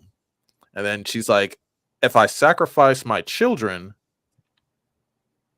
I might have a shot. And then we see that she summoned the Tank Devil and the Gun Devil, which I guess are her children. And so she was getting cooked. She was getting cooked right before that.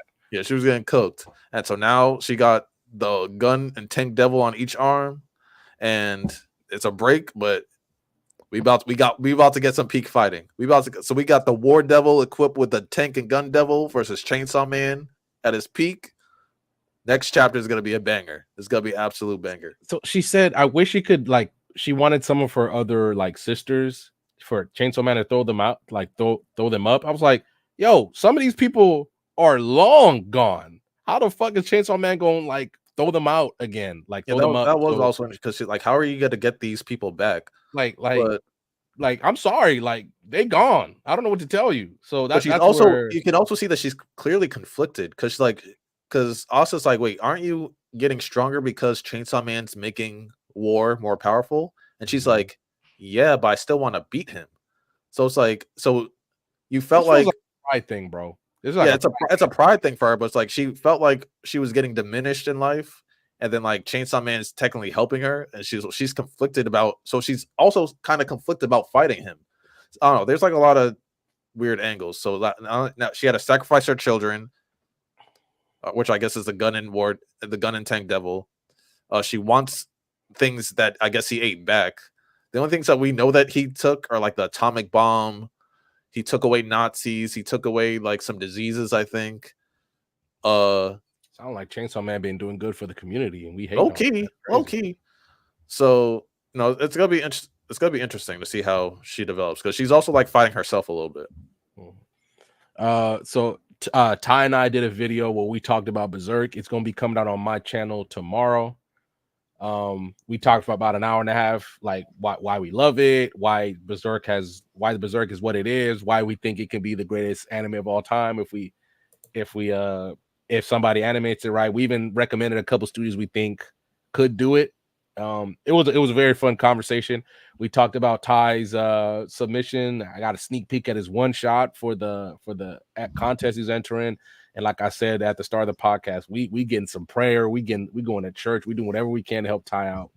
But it was a really fun conversation. Robbing people. I don't know about the rob part. Lani got that part. I'm chilling. DoorDash ski mask.